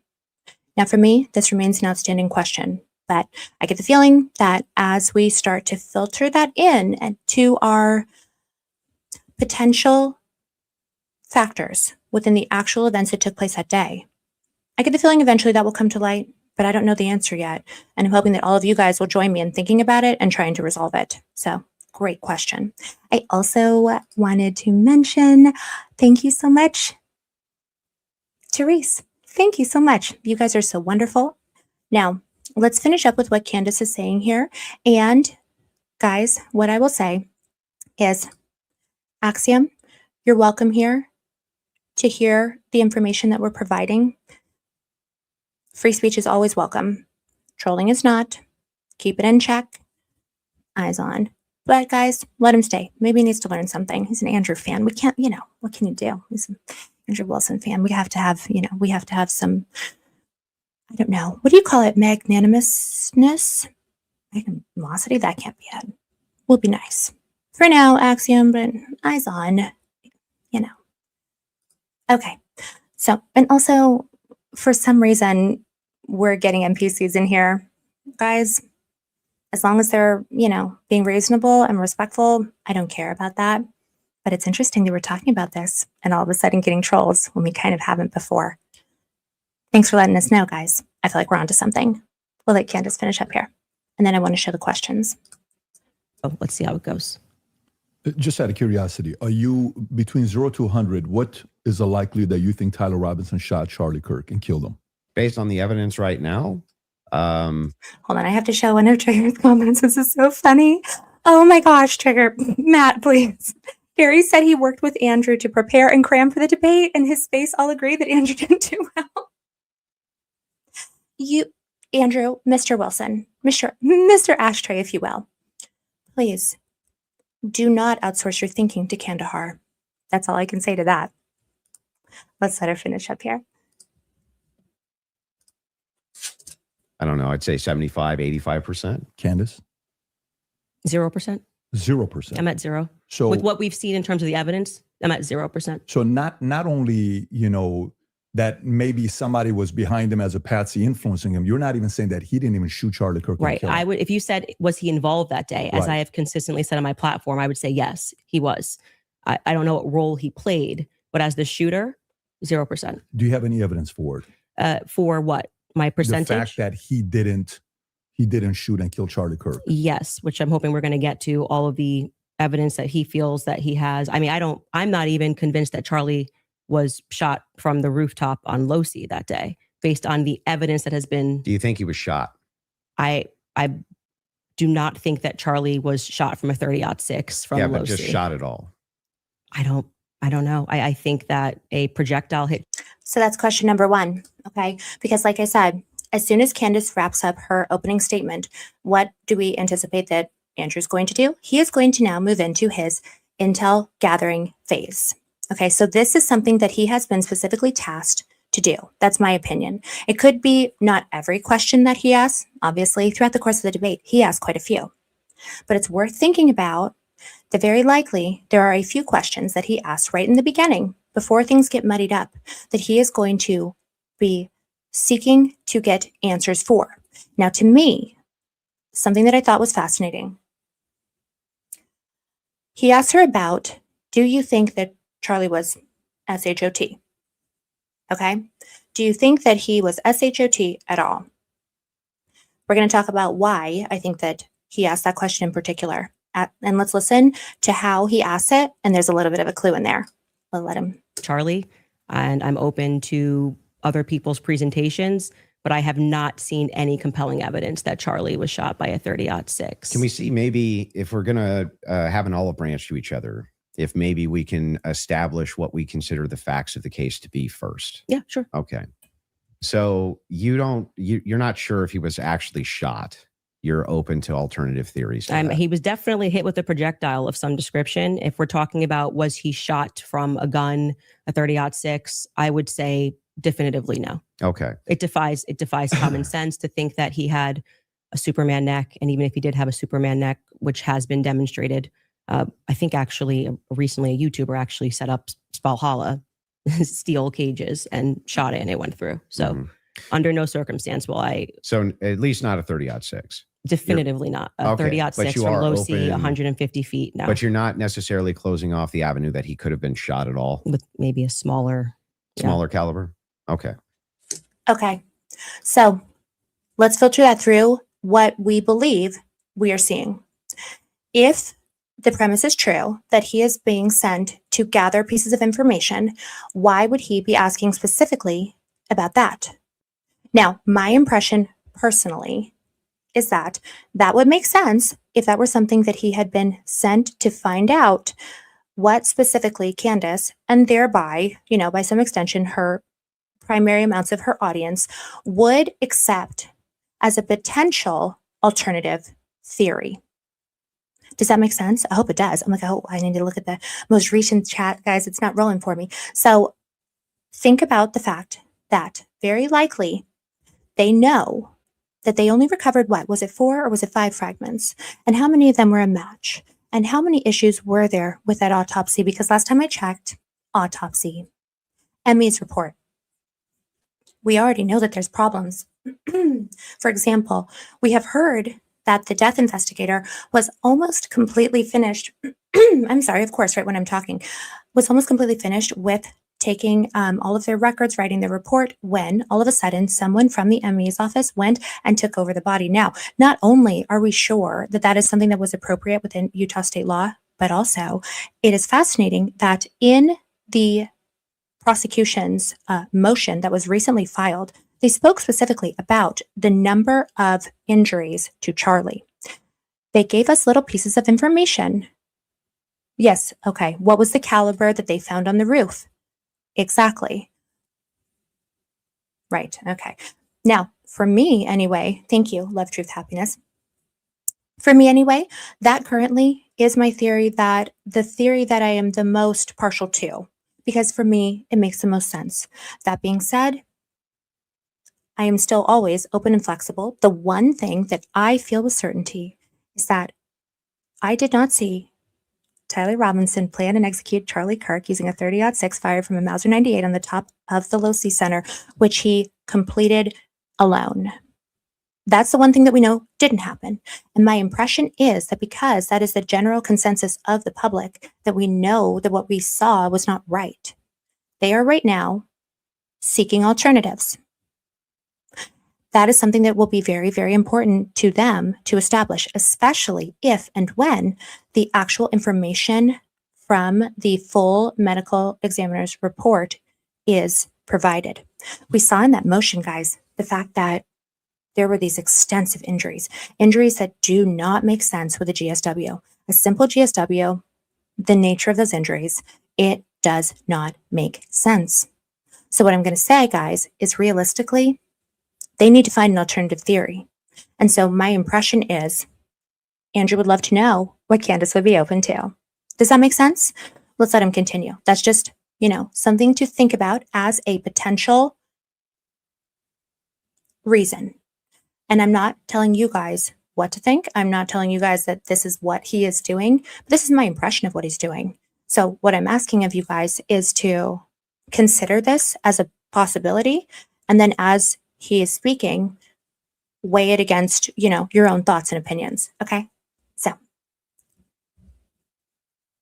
and guys, before we get started again, I absolutely adore the sheriff and John Cullen, and I was fortunate enough to catch his premiere the other night, and I would be happier than anything to have a conversation with him. Cross your fingers for us, guys. Such a wealth of knowledge, that person. So, but yes, I agree that there's a lot of different unexplored angles. And what I think that Ashtray here is doing is trying to figure out, well, what else will she take? You don't like that? What will you take? Well, what about a different caliber? Well, what about a different location? Well, what about a different, what can we say? What can be the next thing that we're going to float out there? And maybe we can just say that it was some kind of degradation of the fragment or or was this, what was he saying? The exploding round, the fragmented in the air, please. So that's what I believe that it is, that he's trying to kind of float out to her to see if he can get anything usable. Can we use anything in that? You know what I'm saying? So we'll soldier on. Hold on one sec. And then there's some things that I'm going to make concessions on that I do think we need more answers on, and I'm fine with that. And we can get to those things as well.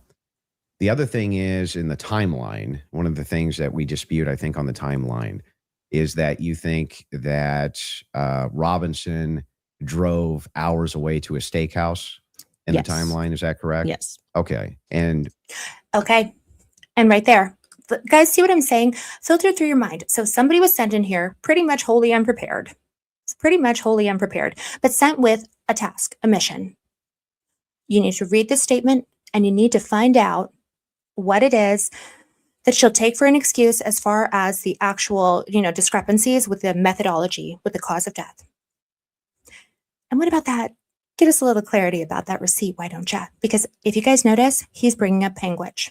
Now, just in case somebody hasn't been following along with the work that's been being done on X by an excellent investigator who was there on the ground. It's a man named Diligent Denizen. He's a concerned citizen, and he made it a point to, and I'm not recommending anyone do this, but he made a point.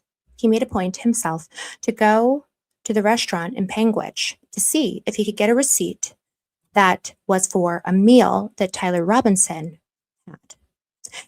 The thing about the receipt in Panguitch is if that receipt is real, then that means that Tyler Robinson could not have been arrested within the same time frame that the state has stated. And what that means is that the text messages are faked. And that's a big problem. So when we are thinking about what the potential reason is that he would want to talk about Panguitch, then in that case, that is why I find it incredibly important that he is asking her about it. Now, Dilly does spaces on this specific thing all the time. So I thought, okay, well, that's interesting that he wants to talk to Candace about it, because he literally could hear this from Dilly's mouth at any point that he wants. But it could be that he's seeking to find out what Candace's impression is of the situation. Because as much as everybody who's in this space, we all love Dilly. We watch, we listen to his spaces. We know what's going on with him.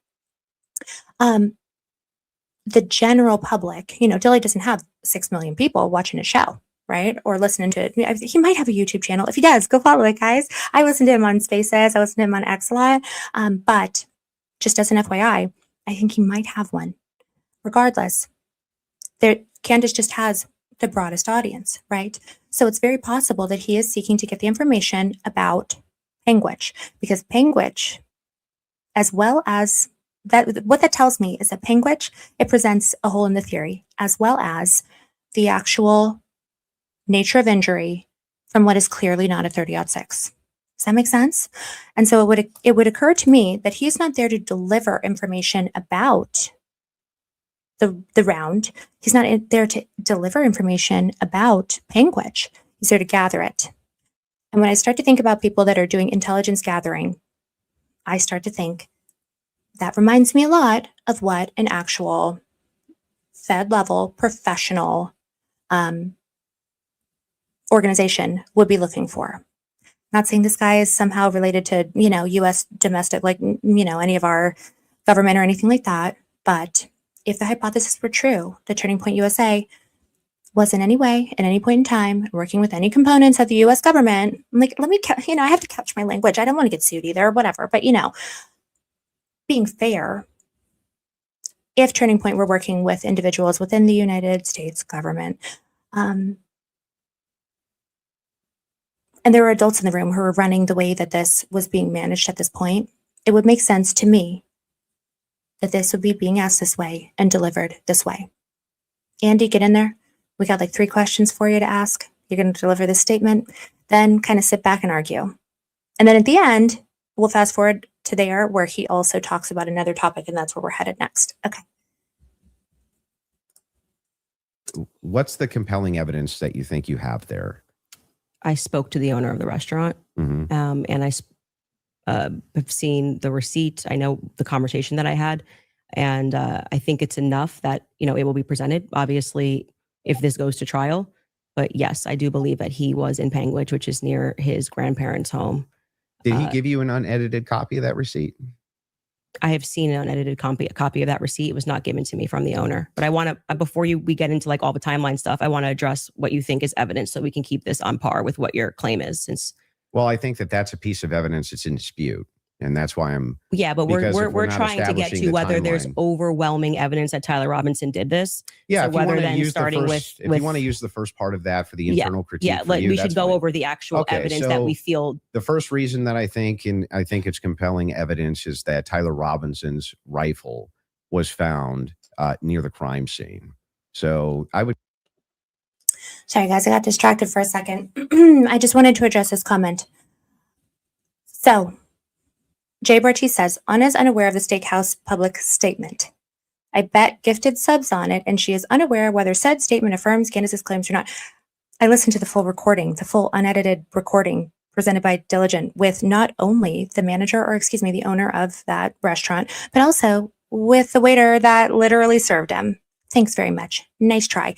And this is what I'm saying, guys. They're sending the B team, but they're sending them out. So no offense, but like, stay and get educated, or go and advise Andy, because, you know, he needs your help. We don't. We got this. I'm going to rewind back. I got distracted. Starting First, if you want to use the first part of that for the internal critique, we should go over the actual evidence that we feel. The first reason that I think it's compelling evidence is that Tyler Robinson's rifle was found near the crime scene. So I would consider that to be very good evidence. And also the fact of the matter is that I dispute this claim that a 30-06 could not have made this wound. I think that that's absurd. 150 grain Remington core lock absolutely could shatter when it hits the neck of any human being. When you say that there's some steel neck and it's a smaller caliber, you have to make a counter explanation. Why wouldn't a smaller caliber also go through bone? It could. So I want to make sure that you guys are hearing what I'm hearing. Why is it that all of a sudden he's talking about a smaller caliber? Why is that? Is it possible, potentially, that because everything is going so poorly with this clear fabrication of the 30-06, he now is trying to introduce the idea that a smaller caliber weapon? I mean, gosh, that's what he's been saying the whole time, right, guys? I mean, everybody's been saying that. Do not be surprised if next up, what we start to see is more people starting to float that theory. I want you guys to have it in the back of your minds so that as time goes, we're thinking about it. Oh, smaller cal, huh? Did it blow up in the air? It just exploded in midair on his way into Charlie. Yeah, it was buckshot. It was birdshot. It was birdshot. That's what it was, guys. Duh. Like, so what I believe that he's doing right there is he is trying to float new hypotheticals that would better align with what the public concerns happen to be. Keep that in mind. Like I said, this strategy, it's very modern crisis communications. It's like they wrote this with Fed GPT. Like, this is not the way that, like, this is just, it's giving very much NCRI. It's giving very much think tank. It's giving very much, and the problem with think tanks is they are high on their own supply and they think that they're smarter than everyone. When unfortunately, they do things like publish their entire strategy on the internet, and then everyone can see it and already knows what they're doing. So that's my impression on that statement. We'll keep listening a little bit more, because other than, I think it goes a little bit more, and then he starts to just try to bring her down into the mud. And I'm glad that she doesn't fall for it. And neither will we, trolls. Didn't say it can't. Right, exactly. So if that's the case, then ammunition is going to be the critical key here. And if we have frangible ammunition, which we do in this case, a flex tip round, well, I'm sorry, not a flex tip, a soft point round from 150 grain Remington core lock, that's just a small jacket that goes around the actual lead piece. This thing could have split apart in air for all we know, but definitely upon impact. And we have the medical examiner who confirms this in a summary. And my team can bring that up, the summarization, which means he would have to be a part of some kind of conspiracy as well. Okay. So just to start with your point about saying that the gun was found near him, near Losey Center, or I guess off in the woods. That gun, did you watch the testimony? Did you watch the preliminary hearing? Yeah, we covered it live. Yeah. Okay. So forgetting what the summary of the medical report was, did you watch the testimony that was given by the Caitlin Oliver, the ATF woman, Samantha Carner, any of those people who went into the science of? Yes, I recall. You're talking about the bullet analysis. Yeah, when they went into the DNA. Okay. So that's kind of the most relevant part. Okay. I'm not denying, I've never denied on my platform or anywhere else that a gun owned by Tyler Robinson was found near the crime scene, right? That doesn't remove, if you think somebody set up as a patsy, you could take a gun out of this room right now and you could walk out and plant it in the woods near a crime scene. That's not convincing evidence to me. I concur with the fact that that's a possibility. So I think, have said on a platform that you were a gunsmith. Mm-hmm. Okay. And for how many years? Many, many years. For many years. Mm-hmm. You also said that you were an Army sniper. I wasn't a sniper in the Army. Okay. And I never said that. Sorry, your wife tweeted that you were an Army sniper. Yeah, I don't know. Like 15. And from there, guys, it's pretty much just a humiliation ritual that he paid a lot of money for. You know what I mean? Because so what the point that I'm trying to make here is that exactly LTH. They're sending the D team. So to me, it does not feel like this is their best effort. It feels like it's intentional. Now, I hope very, very much that Candace made a point to sweep her home. Like, because, I don't want them to like plant a bug or something. But clearly the point was not to win the argument. The point is for him to go and either deliver info, gather info, or just try to get down in the mud. And from here, he kind of does. But, that's the thing, is that once Candace started to reply and respond, then although he kind of kept with his same tactics of trying to like discredit her, it becomes more about the conversation and it's less about the intended result, if that makes sense. I hope it does. Because now we're just into the mudslinging and it kind of devolves. I do want us to briefly go over the final statements because I thought that, again, so think about it like this. You're in a debate. There's been breaks. He's been shaking that leg. There's been mudslinging and not name calling. It didn't devolve that much. She is a lady. But it's kind of gotten off track from probably what his planned objectives were. So at the end, generally speaking, when that happens, what is the aim? Well, we need to reestablish what we came here to do. Pretty standard stuff. Make sure that you get out there with the messaging. Wrap it up one more time.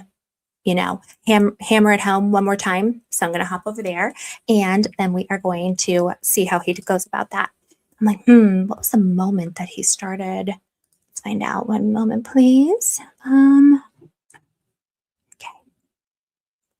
Let me see here. I think that really, I'm like, should we watch the fun part? We should, right? Where she shows where they have a little argument. Let's just do it. Why not? It's fun. But we'll get back to it. And I think it is pretty well set up because it's very obvious the way that he's going about it. Okay. I think it's here. Real quick, I'll tell you exactly which ones. We'll pull them up. Well, do you know any of the charges that he's up for right now? Yeah, of course. But I want to make sure that we have them listed. Yeah, but like can you name one? Because my general perspective is that you don't actually care about this case. You're not following the case. That's the question. You're just not following it enough. It seems pretty like if you're going to engage and you're going to say the evidence is overwhelming that Tyler Robinson is guilty. I just think that you should can you tell me one? Then let's do the counter. You can really, this is a great gotcha. No. You just got to ask me, play clips out of context, put me in the hot seat. So please just answer the question. This is fair. Name all 7 since you've been following the case. Okay, sure. You name one. Yeah, you named all 7. I'm happy to do that, but can you name one? I think he's been charged with murder. That's actually incorrect. Okay, great. Now name all 7. He doesn't even. This is like name all 7. And I can you name all 7? I can. Then do it. Sure, you don't have to do it. No, do it. I'll count them. Go ahead.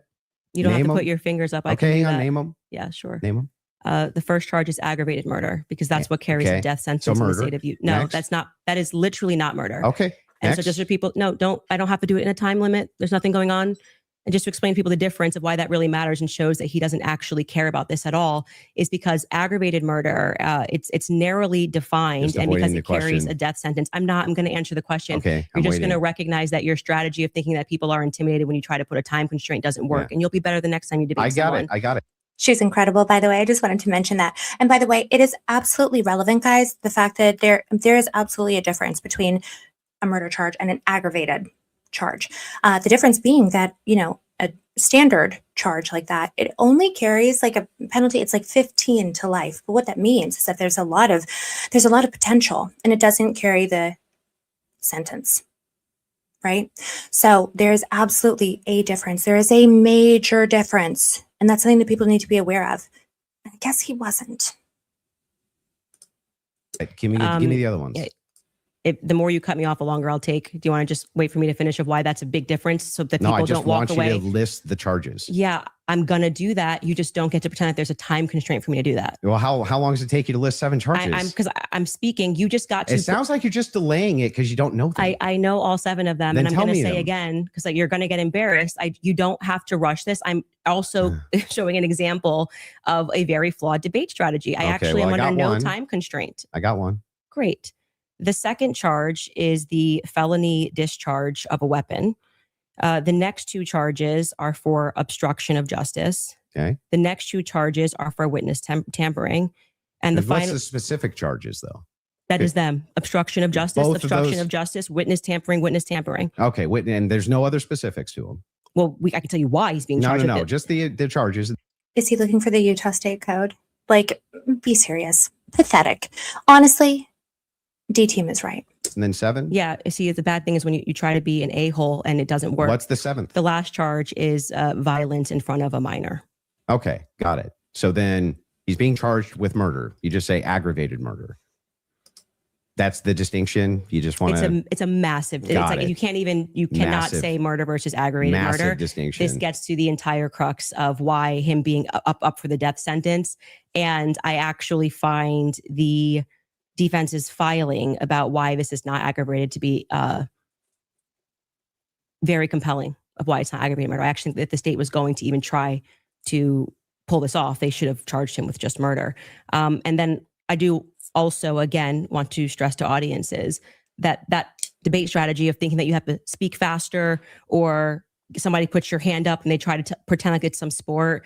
I think he thinks it's a blood sport. It's not. It's about being right and being principled when you're engaging. And you can make mistakes. I make mistakes all the time, but at least be genuine in pretending that you care about this case enough to know one of the 7 charges that are up against Tyler Robinson when you say the evidence is overwhelming that he's guilty. If you would like to move to final statements, I'm fine. I want to make sure Andrew has had the time that he has requested. I think your team would like to pull up the 7 charges that he just asked you about. If Sure. you guys want to pull that up just to confirm the 7 you went through. Can you guys zoom in a little bit for Aggravated murder, felony discharge of a firearm, obstruction of justice, which is counts 3 and 4, 5 and 6, tampering with a witness, and count 7. Violent I said offense in the presence of a in front minor. of a child? Yeah. what So I said. 5, 6, tampering witness, 3rd degree felony. Now, I did notice something I just was curious about. If I'm just wondering, when you pulled out your phone just before you asked that question, did somebody by chance text you that question? You can check my phone. I'm just curious. No, you can absolutely not. I have not had one communication Okay. with a single person, not even my producers who are in there this whole time we were here. You want to check my phone? I'm happy to do it because you're just going to get double embarrassed. Where's my phone? You should want to do see it? I'm just can. curious. Yeah. You can literally do that. Here you go. PBD, you're the moderator. Okay. Take it. Let's see See it. if anyone was texted at all during this debate All right. about the violent charges or anything. I'm looking through this. You give me permission. You I'm have looking full I'm not gonna permission to give go through names. my phone. I don't need to So cheat. the last one has nothing to do with it. It's just a compliment. Mhm. I haven't even read my text messages. That's So a compliment. he's reading them. You're okay. You're giving me permission. I'm just going to read 3 of them Yes. to 1132 because after that, I don't need to read it. Any other texts? Could have been Telegram. Could have been something. All like I that. have is Signal. You can check that too. I only have Signal.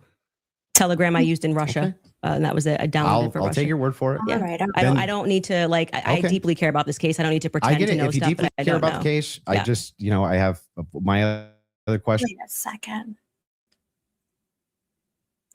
is about Steakhouse receipt. You just said that you were done asking all your Nothing, just so questions. you know, Yeah. nothing there. See me if I I can. don't Yeah. Do you need to have do the that. Steakhouse receipts? My question. I have said several times that I have. Well, isn't this fascinating?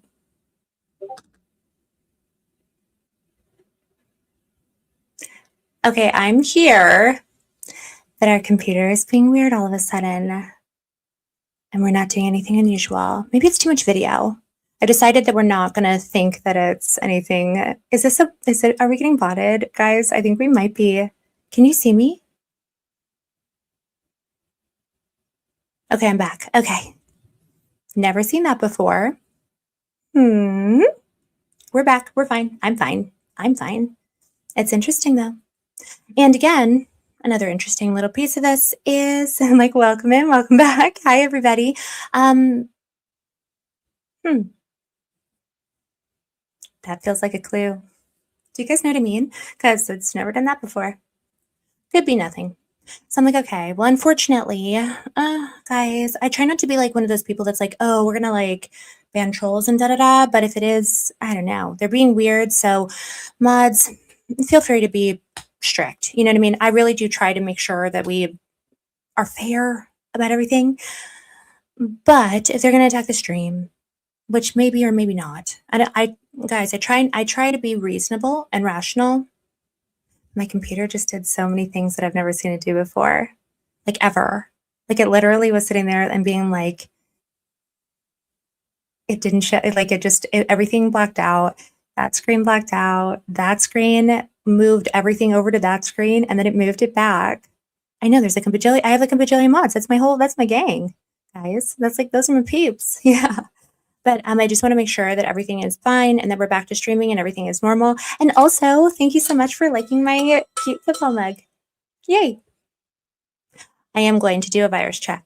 Yes. The Drews are hard at work. Guys, I'm like, you know what that means. I'm like, oh my gosh, you know what the thing is? I sit there and I go, that feels like a clue.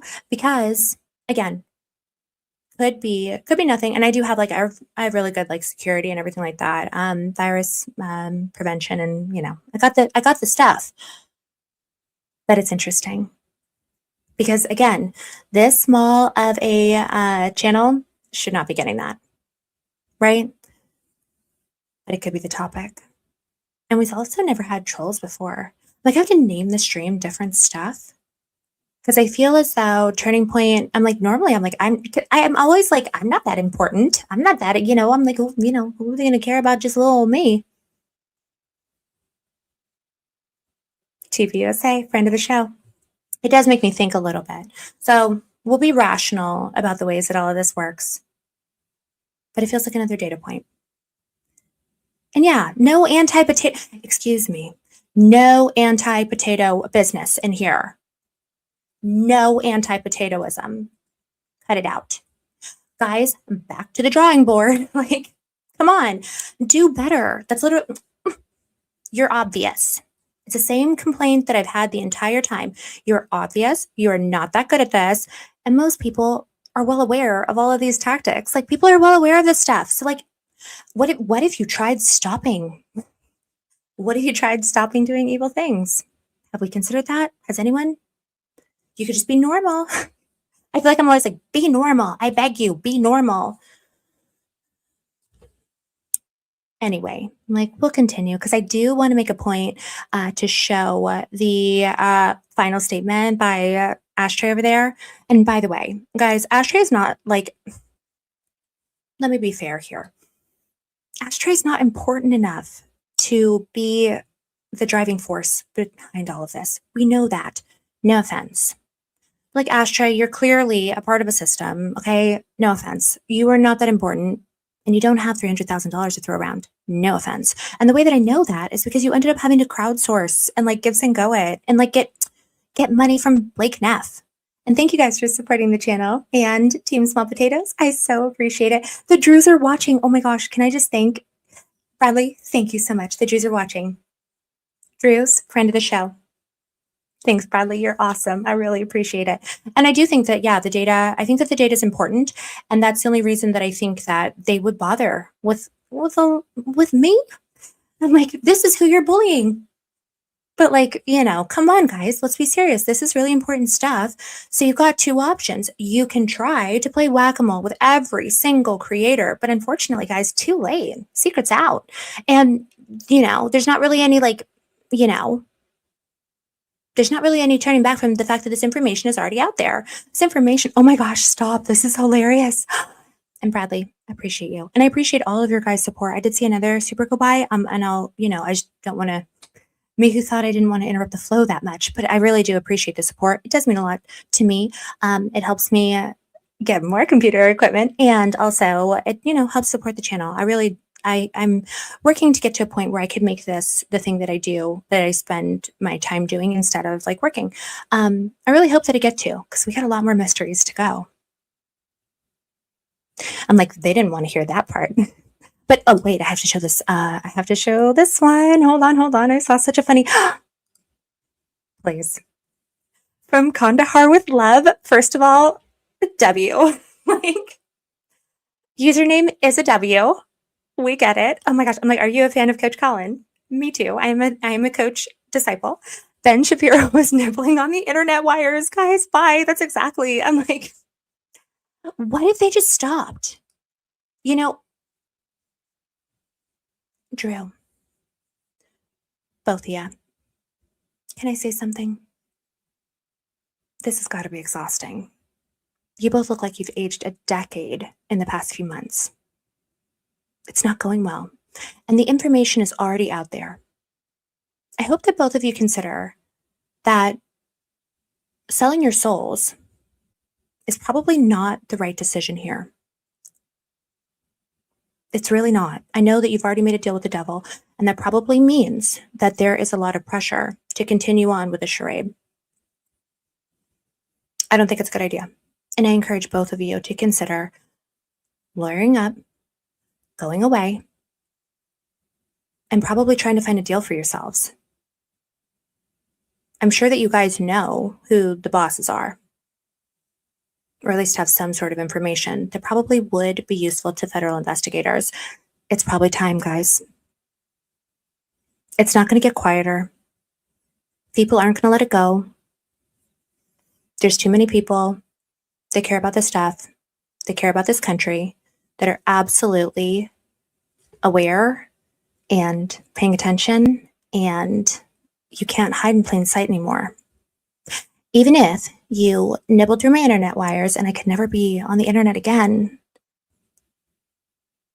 there's thousands of people who now know how to do all this stuff.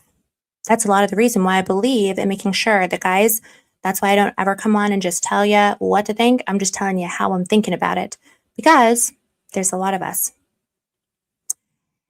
So even if my internet got taken away, there's like hundreds and hundreds of people in here right now. It wouldn't even stop a single thing. The holes are in the bottom of the boat, gentlemen. So at this point, it's time to think about a life raft. That's my honest advice. And by the way, to our beloved, I'm like, Cash, if you're watching, buddy, think about the same thing, because realistically, all we want is to have our country back with good accountability. It might be time to consider the ways that we go about doing that. Right? So that's what I'll say to them. Now let's finish Andrew's final statement, and then we'll move on to the next part. What did Ryan say? I'm sorry, now I want to read this. Ryan, I think you might be right. But guys, I'm like, it's really, in my estimation, so another quick, final aside here, but what I'll say, guys, is that I don't think there was an accident about, what was it, 2 weeks ago? Was it 2 weeks ago or 1 week ago? I want to say it was like, when did Colvette go to the White House? He was going to go to the White House. Do you guys remember that? He literally was going to the White House, and he had a meeting with JD. Then Candace found him out, and then he canceled it. Do you guys remember that? I'm like, someone tell me when that was. Oh my gosh, Baby J, don't say hash brown 30, because now I'm hungry. And I didn't bring any snacks. But you're right, it is. Do you guys remember when that happened? Do you guys remember when Andy went to the White House recently, and then Candace was like, oh my gosh, hey, like, you're going to the White House right now because you're trying to go and have a meeting with JD, and then he canceled it. Do you guys remember that? Someone said Starlink. Please, don't even get me started. I don't trust him. I don't trust it. Listen, the only thing, I don't trust it. I'm not there yet with it. CIA Drews. Okay, well, I don't know. We'll have to workshop that one, because I don't know if it's CIA. I feel like CIA is better at this. This feels more fed. Anyway, we are going to keep going hard. We're going to keep going, Max. Nothing's going to stop us. Be serious. Guys, stop it. And you're exactly right, Bradley. Thank you. Okay, who remembers when? Oh, thank you. Oh my gosh, you guys are the best. Okay, look at this. Boom, July 28th. Boom. Beebs. Boom. Oh, I love it. This is why crowdsourcing is so incredible, and that I can actually read through the stuff that you guys are talking about. Yes, Ty, thank you. Exactly. July 28th. Okay, let's talk about why that could be relevant. Yes, more visits than any other time in history and any other foreign leader. So, July 28th, huh? Now, I want everybody to recall the fact that he canceled that appointment. Yes. Who was it that was going with him? He had a few people with him. He had, let's see, Justin Strife, right? He had Marina Mias. Is that right? Yeah, Lynn's. It was Lynn's. It was Lynn's Funi. Right. Okay, guys. Justin Strife, Marina Minas, Andy, and who was the last passenger? Who was the last passenger on that flight? Turning Point's attorney. You know, July 28th, it sounds like, was the plan for that meeting that was then canceled. July 27th is the day that we went on Stu and talked about the potential ring. I do not think that I'm that important. I think Stu is, though. Things to think about. And July 29th is the day that Pastor Rob hopped his little behind on that podcast. That's just something to think about. The timing and everything like that. I mean, of course, we can't control when Lindsay, blah, blah, blah. It's just an interesting little data point, right? Because if, I mean, we put it here, I think on July 23rd. I think on July 23rd, we put it here. Again, I'm not that important. What we do see is kind of an effort to like, okay, nobody talk, desperate phone call. Oh my gosh, what are we going to do? What do we need to do to cover this? How are we going to cover our butts? Bring out the Wilson, like bring out Pickles, right? Like I do believe. And then all of a sudden, Rob McCoy hops his behind on a pod to provide an alibi and is preaching excuse. No offense. Allegedly. I'm like, when we just think about the timing of all of it, and then all of a sudden, here's Pickles, like desperately trying to get Candace's attention. It's like, this truly is how crisis communications and crisis strategy tends to work. I really do believe that. And again, I'm not saying that I'm that important, but I do want to consider that when information like that, if there were any truth to it, goes out onto a major platform like Stu's, it's worth thinking about. So anyway, think about who Rob just took to the, another great point, Jackie. Think about who Rob just took to the White House to meet the prez and has been there for the past month, allegedly. That is the South Korean Christian leader, Kyung Bo. I don't think I'm saying that right, and I will feel so offensive. I think it's Mr. Bo, though, B-O. Pastor Bo. I don't want to be insulting toward these people who may or may not have had anything to do with any of this. But it's interesting that they've been here. I think they arrived on July 13th. And since then, they have been to a high number of locations, a high number of preaching locations. They made sure to roll out that excuse right at the same time. You guys see what I'm saying? To me, it really does feel like there's a potential. There's a potential that we're seeing a very reactionary phase for them in all of this PR strategy. And it could have something to do with this. It could also have something to do with other stuff. I'm not saying, but I mean, it would fit. It would fit timing wise because they were not acting like this, like even a few months ago, like they weren't doing. So these are all kind of newish things. So, okay. Let's try to let it play just a little bit more. Cross your fingers for us, because I really do want to put in the part that he discusses, because he talks about 4 topics, and I think in his final statement, and I think that it's important. So we're gonna try. If it kills our computer, then actually, you know what, guys, and so just so everybody knows, I'm safe, I'm fine, everything's okay. If for some reason the stream crashed or anything like that, I will be coming right back to it, and I will be right immediately back. So you guys hang here. We'll go live again, and you guys just hang tight. And if for some reason I can't come back on YouTube, then I'll go on Twitter right away. But I don't think it's going to crash again. I'm like, I think we kicked all of the. Yes. Oh, great point, K Hardy. Hold on. Cardi? K-H Hardy. Great point either way. Cardi. I'm just going to say Cardi. I'm sorry if I'm saying it wrong. AW seemed a little too interested in if Candace had a physical copy of the receipt. Couldn't agree more. Couldn't agree more. And why is Panguitch important? Why is Panguitch a big deal? Well, in my estimation, Panguitch would be a big deal if it means that the timing means that the text messages are fake. Right? Fed GPT. Okay. Great point. Let's continue a little bit.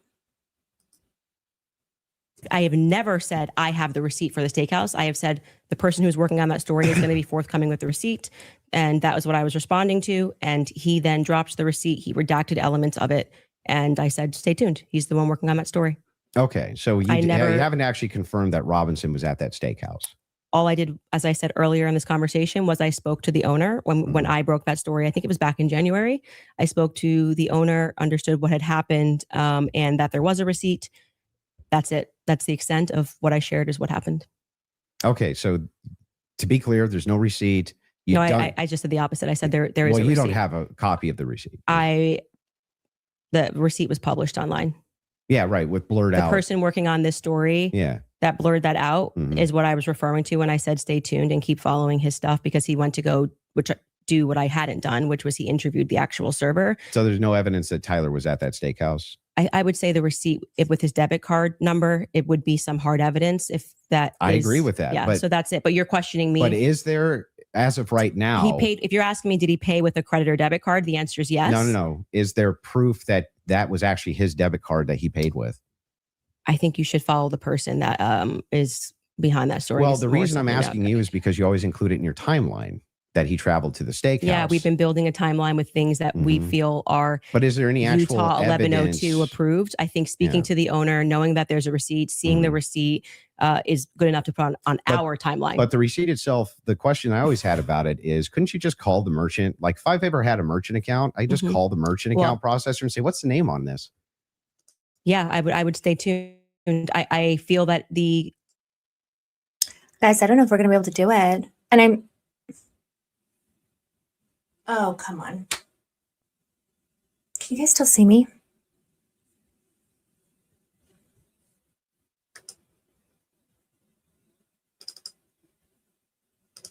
I don't know if you guys can see me. I hope so. Okay. Am I here still?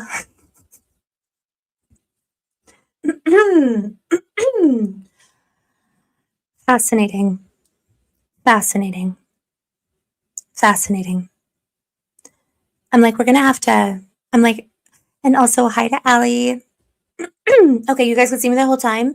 Just so you guys know, my entire screen, it did a very strange thing just now where it literally went, it takes a screen, it moves it to my other screen, then it moves it back, then it goes as though it like dropped away. I have never seen anything like that.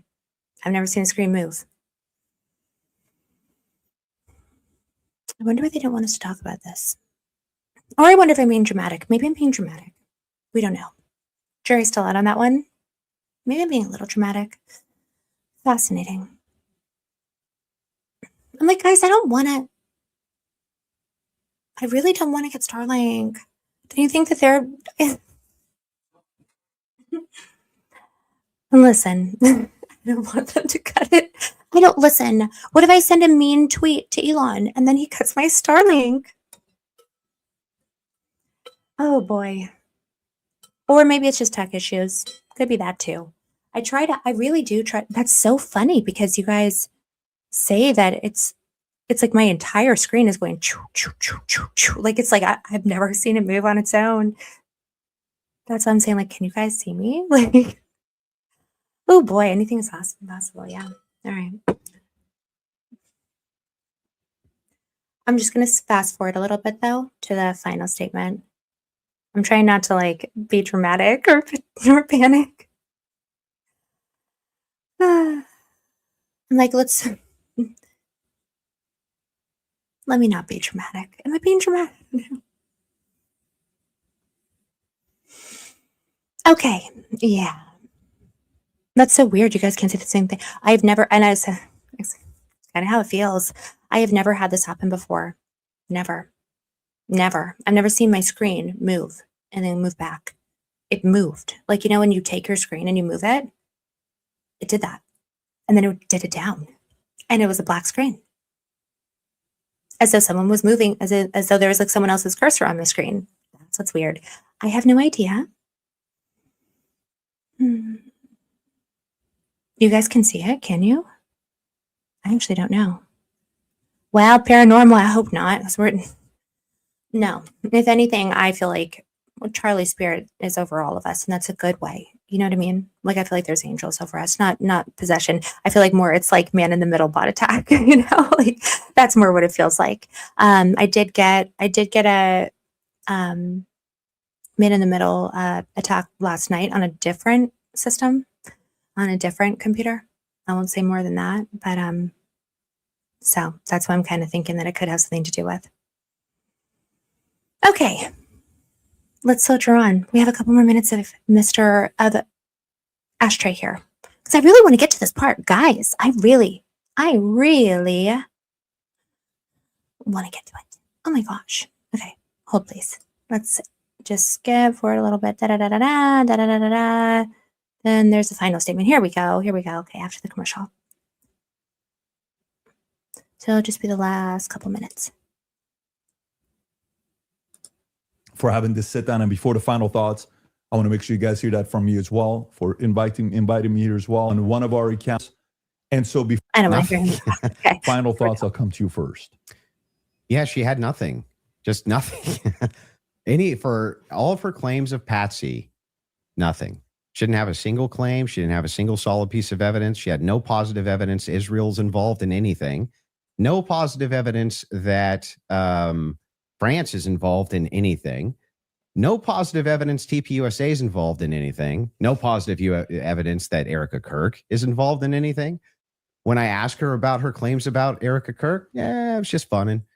It's just funning, you know? Or, yeah, I do think that she needs to sit down and ask some questions, but, or answer some questions, but you know what? I don't even know if she has. Like, maybe she has. I have no idea. Yes, I'm going to have an official timeline with unconfirmed evidence. That's just fine. Hey, it's hearsay. If that's good enough for the state, it's good enough for me. But my biggest problem with the state is that they're admitting all this hearsay. It's like she's a contradiction machine. Okay. On top of all of this, the thing that I wanted to get out of this more than anything else was to just demonstrate one thing. Yes, it's true. I'm not perfect on the case. I'm not going to ever pretend that I am, and never did. But what has been made very clear to me is that there's nobody with an alternative theory that has any evidence for it at all. None. Zero.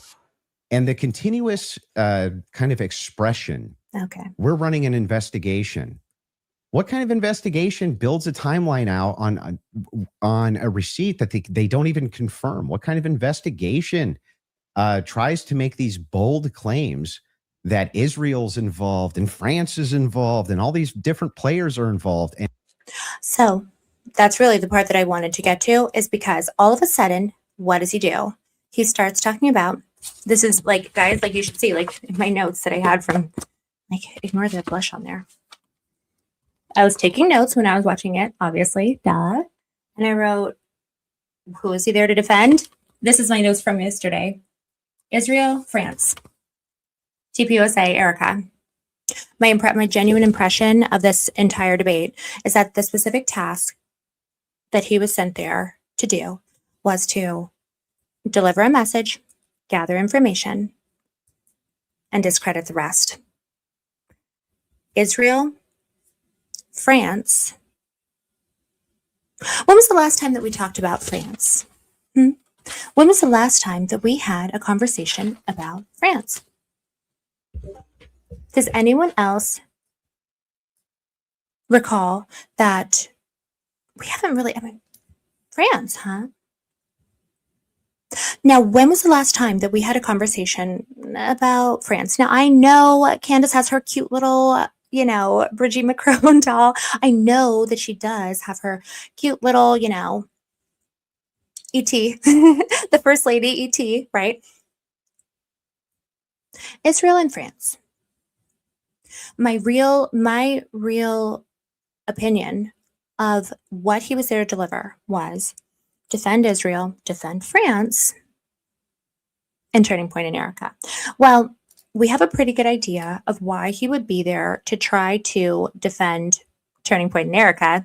No offense, brother, but we know, we don't know, but we know. I think we know. Like, clearly, there has been a business relationship with Turning Point. And just because they do a good job of sitting there and trying to say, oh, I'm not employed by them, I'm not paid by them. Listen, please, like, don't insult our intelligence. Ew. So I'm like, don't you have a pickle jar to bully? So the thing is, it makes a lot of sense for him to have these specific pieces of information that he needs to address regarding Turning Point and Erica. That is ostensibly the person who hired him. What's this thing about Israel and France? Now, I know when we think about the greatest ally, we know greatest ally ever. And we know that there are individuals that probably have a vested interest in the outcome of this case. You guys know that I know. When I heard France, my ears perked up because there's someone that we have been talking about. And this is when I assumed that the stage is going to, if we're going to get batted, then it's going to be now. Okay, so great point. Okay, Twinkle, that's adorable. Francis brought up by Candace on the French Legion being on the ground. Exactly. So she did make a point to bring it up, but it shouldn't have been a point of him bringing it up. Does that make sense? See, when Candace makes a statement throughout the course of this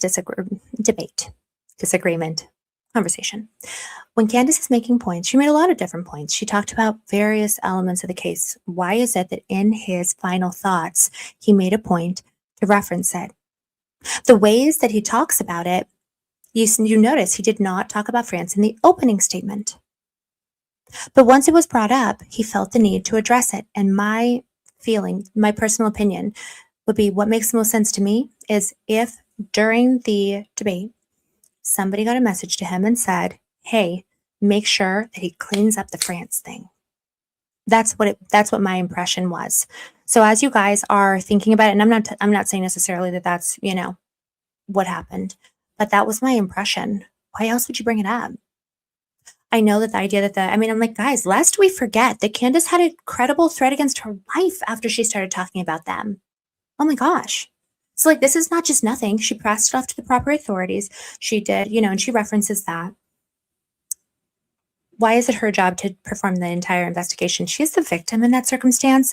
If she had a credible threat against her life, she is the victim of a crime. So it's not her job to prove, she's not going to be the person who's supposed to go and find out if the French Foreign Legion was in town. It's not her job. She's supposed to report it, which she did. But it was interesting to me the fact that he brought it up. Does that make sense? Which is credible. Exactly. I would agree with this statement completely. It is credible evidence that there was a threat against her life. If someone threatens your life when you are directly speaking about something or someone, yeah, I would say that feels pretty credible. And by the way, she's able to pass that information off to the correct agency, and then they are supposed to pursue it. I'm like, guys, get back. I'm just so mad at our government. Just go back to being normal, please. So it occurred to me the fact that my feeling was that he was there to deliver these statements. And when he had to make that adjustment at the end, it's very, very interesting. It's very, very interesting to me to make a point to like switch everything that you're saying. That probably means that someone told you something, right? Someone probably let him know, hey, you need to make sure. I'm like, someone check his phone. Couldn't believe that, guys. I could not believe that. So I think we do have to talk about it too. I'm sorry. I apologize. What's French for I apologize? I don't speak French at all. I don't at all. What I was going to say is, I'm sorry. I'm going to have to brush up on my French because we're going to be talking about France a little bit. And I think it's time for us to talk specifically about someone who's very important in that country, who somehow is tied into every single facet of this story. But I want to make sure that we make a point to kind of start to think, because as we are taking a look at YouTube using, it's time to stop talking that way. Again, I'm trying to do the free speech and not like over mod people, but don't do that. Don't do that. I saw that comment. Don't do that. Okay, because that will get you banned. I'm like, don't make me be mean, mommy, because I will. I'll do it. I'm not afraid to. I'm trying to be more free. Like, I want to be very free speech and I want to be fair. But we're talking about serious stuff. And also, I want my chat to be a happy and fun and nice community where everyone feels good about learning and where everyone feels good about, being able to speak to each other. Speaking freely, being polite is important, but not too much. I'm like, that's one. The warning, that's one. Tick me off. If you tick me off, I'm going to get ticked and you're not going to like it. You're not going to like me when I'm angry. Oh, fries. Okay. Oh, that's a good idea. Okay, so allez, je suis. Merci beaucoup. We will be saying fries. We always need a little bit of a code word. Sorry, I'm looking at the chat a little bit because now I'm like, okay. Pardon. Is that how you say? Oh my gosh, you guys are so amazing. Pardon is a pardon in a French accent. Is that how you say I'm sorry? Pardon. That was bad. That was really bad. Oh, they're not going to like me over there. That's fine. So, oh boy, there's so many letters in that. Oh no. Que toi, que toi, que toi? I'm not saying that right. I don't speak French. Fries. We're gonna go with fries, guys. Okay, so when we're talking about the French fries, we're talking about the French fries, and there can be the fries legion, the fries foreign legends. I don't know. We'll get to that. That's not what we're going to talk about here. What we'll talk about is fries. Fast version is pardon. Thank you very much. Merci. Right? That's pretty much all I got. Oh my gosh, I have to learn. I did go to France once. It was beautiful. It was absolutely beautiful. I went to Paris. I always thought that it'd be very touristy and like gimmicky. It was so beautiful. Wandered around the Louvre. It was so wonderful. I was there for my birthday. It was really, really exciting. So I loved it. And it didn't seem corny and tacky. I did feel like I was in a movie a little bit, but it was just so pretty. I was like, oh, everything's so nice. It was really wonderful. I love traveling. It's like my favorite thing. Okay. So it's time to talk about it. It's time to talk about someone who I think is relevant given the circumstances, because what I have observed personally is that there has been a great deal of time that we have spoken about individuals who may or may not be related to all of these pieces. And when I show you guys who that person is, I think that you guys will understand exactly why. So let's talk about it. I'm going to have to go to the other one, the other kind of picture. Here we go. Paris was your least favorite. Waffles, you didn't like Paris? Why not? Yeah, buckle up. Buckle up, because if the stream's getting pulled, it's getting pulled with this person. Also, I did love Paris. I loved Paris. Oh my gosh, I really did. Okay, here we go. It's time for us to talk about the French, okay? The fries. I'm like, oh my gosh, you guys are going to hear me struggling through a French accent. How embarrassing. Okay. So, as you can see, the Légion d'honneur, I'm like, oh my gosh, okay? Like these are, okay, the awards and recognition section on this person. This person is a man that I have wanted to talk about for a very, very long time, and that is going to be Aaron G. Frankle. And if you ask me, he is the person who connects pretty much all of the pieces. You know, and I was thinking about the fact that France. Why the fries? Why the fries? Why the fries? Why are we talking about the fries? Why is it that this has become important? Why is it that Candace Owens received a credible threat against her life after she started talking about the fries? Why is it that we are continually seeing individuals who are involved with, I don't know, organizations like the Greatest Allies, the Mustard?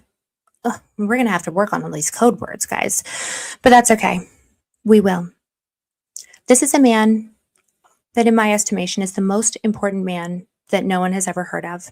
And when we are talking about the ways that power actually interacts with Charlie's story, I have to tell you guys that my personal belief is that this person is someone who must be examined in a central way, because I have found no person who has been as linked to every single aspect of this conversation more so than this man. And this man has been personally, for me, on my persons of interest list since I think October. And there's reasons for that. We'll go into it. And I have not yet been able to rule it out. And that's a concern. So this is our salt and pepper French fry. We are going to call him that. He is a businessman and he's an investor in energy, real estate, newly into defense, and into aviation. See, he began his business career as an agent for the IAI. Do you guys know what that stands for? Well, that would be the Ally Aerospace Industry. Okay, so he started out in aviation. That was when I first caught wind of him as someone who was in the aviation space as an important person. I'm just going to read, the outline of the person because I do think it's important that we start with that. Because we're going to have to do an entire series on him. Anyway, since the 1980s, Salt and Pep here has been the owner of Lloyd's Group, a holding company that's invested in real estate and the aerospace industry. His establishment of Lloyd Group as a representative of the Boeing Company, Airbus, Gulfstream, Augusta, Embraer, and others in the Central and Eastern Euro market. He is also the owner of Lilium, which owns the LIM Center, the skyscraper in Warsaw, and also the Presidential Hotel. Now, in 2018 and 2019, he purchased 20% of the drone company, Aeronautics Defense Systems, and in 2019, he sold his share to Rafael. In 2020, he acquired control of Gaviam, which is that's one that's important, but I can't remember what it is. I think that's a real estate related business. I'm pretty sure. I'll double check, but that's not that relevant. However, he worked directly with Mubadala Investment Company. And that is going to be their state-owned investment firm, as in their sovereign wealth fund. He acquired a 22% stake of the Tamar gas field in the middle of the Mediterranean, right?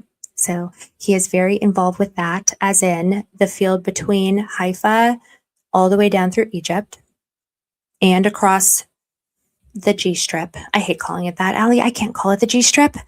Okay. I'm not going to be able to, we're going to need a different code name for that. I just don't like it. It sounds adult. Okay. Anyway. In the finance and banking sector, he is the largest private shareholder for Bank Leumi. That is one of the largest banks in the Ally. And he is the chairman of the Euro-Asian J Congress, treasurer and senior VP at the World J Congress, and the president of Limmud, FSU, as in Soviet Union, and that kind of education. If we are looking for the person who is, in my estimation, the final boss of the Oshka people, it's that guy. And he is truly so important. He is truly so important that I personally believe that he is, for me, when I'm thinking about my mob structure, he is a final boss. Now, he is also, just as a quick aside, the controlling owner of the Loitering Munition Company, U-Vision. And just so everybody knows, U-Vision is one of the loitering munitions that I personally believe has to be explored as potential direct involvement on September 10th. So this guy, in his history, he actually was the original financier of Shimon Peres. Shimon Peres used to be he was one of the prime ministers, one of the biggest prime ministers in all of the Ally.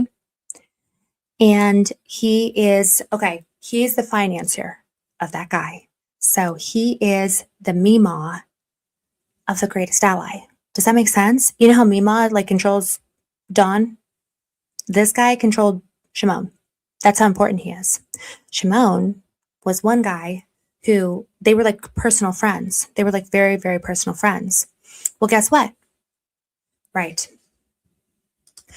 If you are looking for the final boss, if you are looking for the connector, he is also the person who, when a certain island boy sold and stole our sensitive materials and he sold them to the GRU, that's the man he was working with.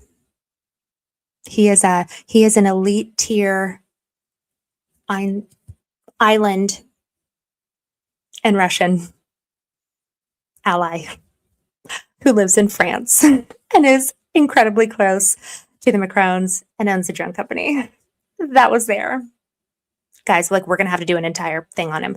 Okay, so next up.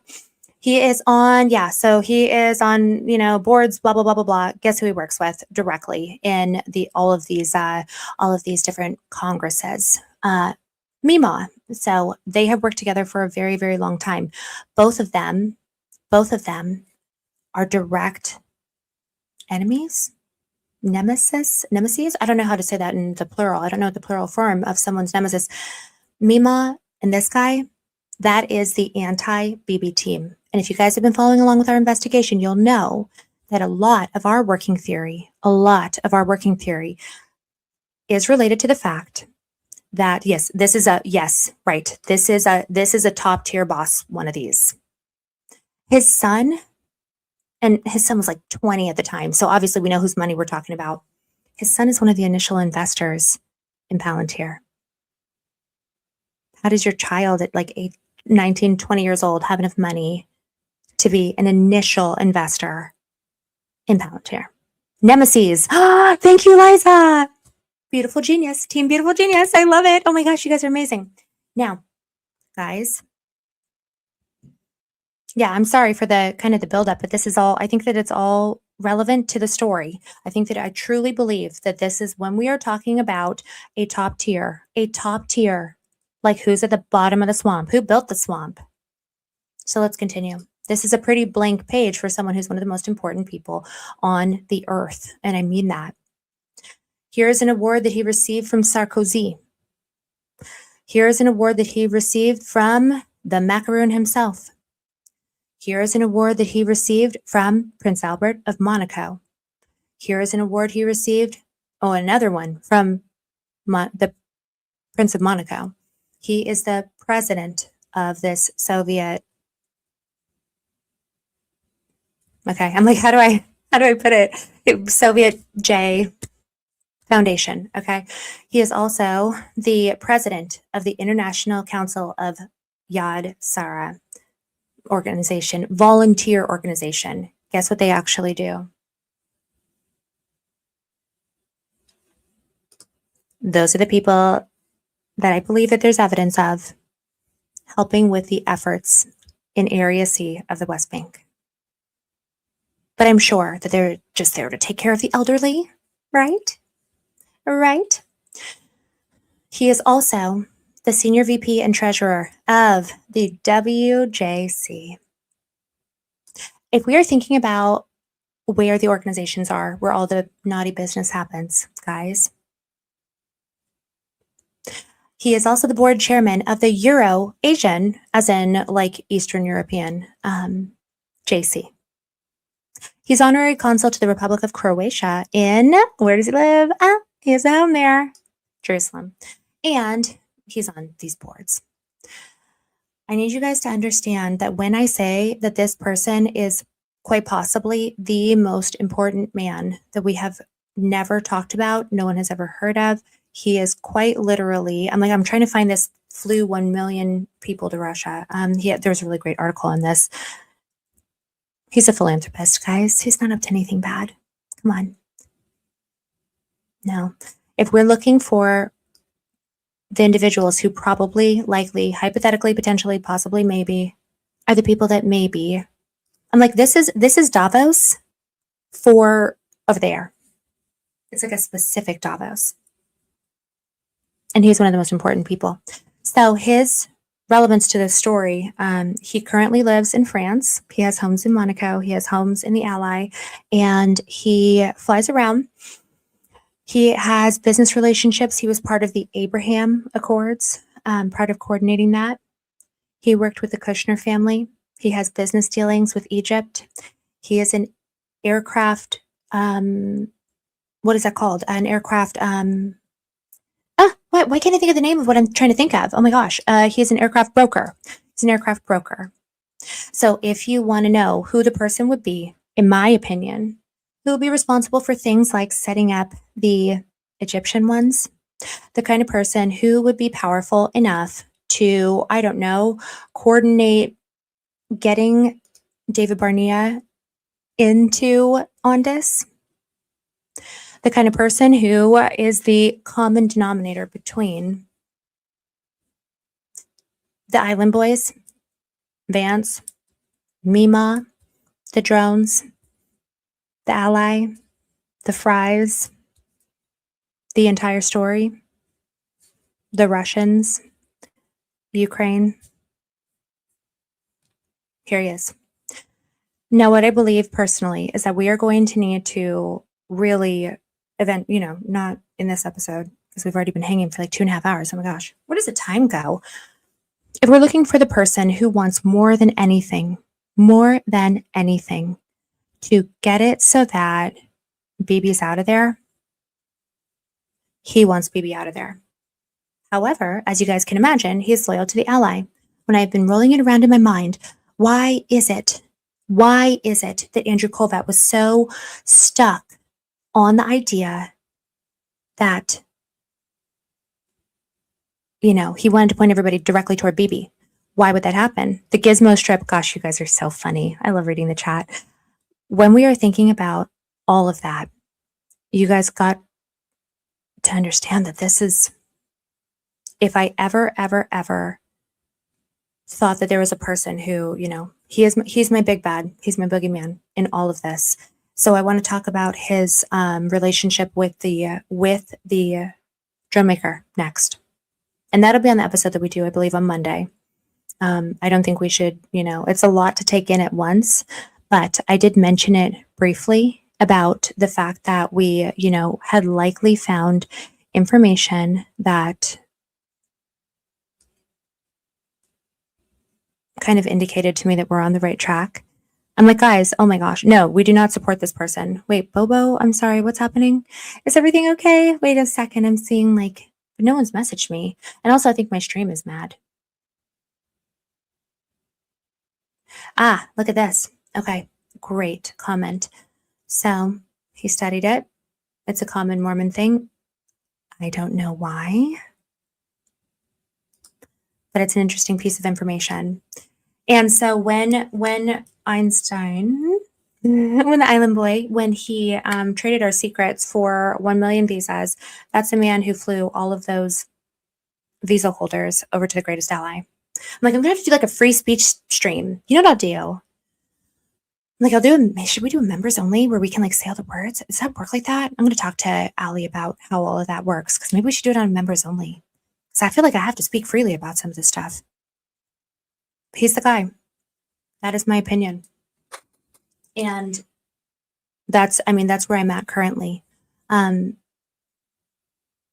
I think that if I was looking for someone who would explain what all of this is, for me, it all makes sense if I pass it through the lens of the people that are the most important people in the situation, that are the boss's boss, and are in control of it. Everything for me anyway makes sense when I put it through that lens. So with that said,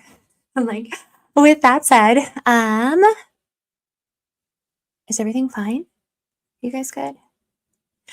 Okay, yeah, great question. So just so you guys know, yes. So, right. There's Mima and then Shell, and he is now deceased. But they have a very serious friction. Now, this man here, he has a friction with Biebs because of the fact that Biebs basically usurped, took away all of Shimon's power. So he was the most powerful person because he was the boss of Shimon.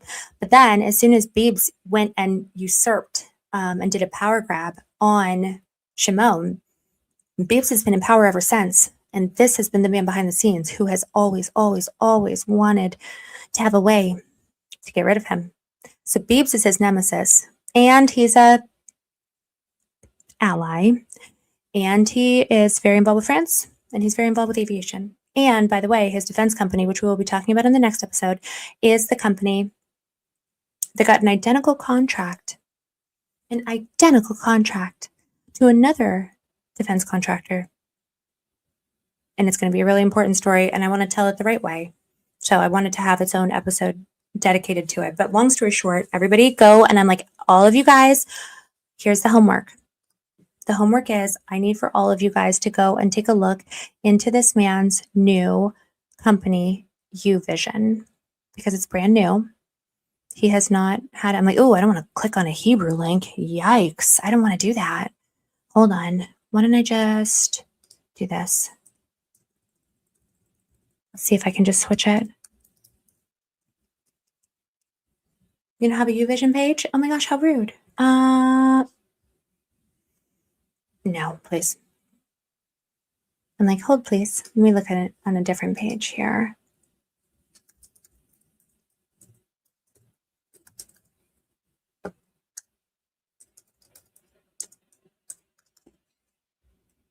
Okay. Is it super important right now? Definitely DM me if it's super important right now, and I'll switch it over. I happily will. Okay. If it's super important right now, guys, remember. But otherwise, my screen is like going like really, really crazy. Oh my gosh. Okay. Oh, you guys are saying abort clicking on that. I am not going to. I'm not going to. Okay. I'll check on this in just a second. And don't worry, guys. I'm not going to click on any of that stuff. No. No Hebrew links. No. I'm like, stay away from me, please. Oh, great. Now all of our computers. So just so you guys know, I'm like, I don't want to stress anybody out, but our computer is not working like it normally does. Stressful over here, but I think we're fine. Don't worry. So I just want to go to the company website because it's a regular company. Here we go. Let's try this one. Okay. So, please. This is the company. Can you guys see it okay? I hope so. So this is UVision. This is his company. And this company is a brand new drone maker that has never, ever worked in the United States before. It's brand new. And they just received I think it's a $982 million contract from the DoD to make an identical, I guess, drone type to another one. And it really worked out for old Aaron. Now, they have an entire family of loitering munitions, and they were just acquired by another company called Mistral. And that company that was called Mistral was now just acquired by Ondas. Here we go. Of course it's doing that.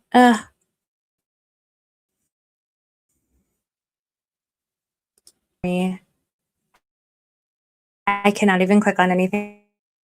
That's so crazy. I can just see a black screen. I'm glad, but I think that we're back to our little StreamYard issues, which I'm a little surprised about. I don't love it. I can just see a black screen. I hope that you guys can hear me okay. Ooh, that's not great. It's doing the thing. It's moving around. Your browser has lost connectivity. Share your screen again. Restart your browser. I'm getting that error message that I got last time. That's weird. Oh, it's doing the thing again. All right, hold please. I'm going to drop off those additional lines. Okay. Guys, I had like a huge error message over the thing. Yeah, it's the time to abort on that. This is getting weird. Yeah, I'm using the browser I'm supposed to. Yeah, it's weird, guys. I'm glad it's normal. I'm glad it's normal. Just so you guys know, now it's normal again for me. But up until then, it was just going like camera, computer, or camera, screen, move over there, move over there. It's very, very, very weird. I don't love it. It's not great. It's not great. Okay. I'm like, so you guys go on the website. I'm just kidding. But the actual company itself is fine. I'm going to go ahead and we're going to read supers and we can chat still, but are you guys, can you hear the audio? Do we have okay audio? Is audio fine?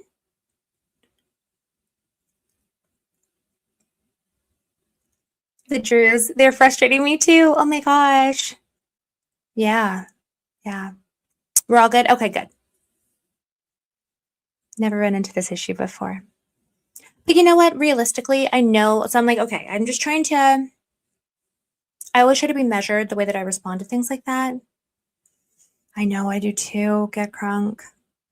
I don't want to be dramatic, but it's weird enough. We'll have to go and do it.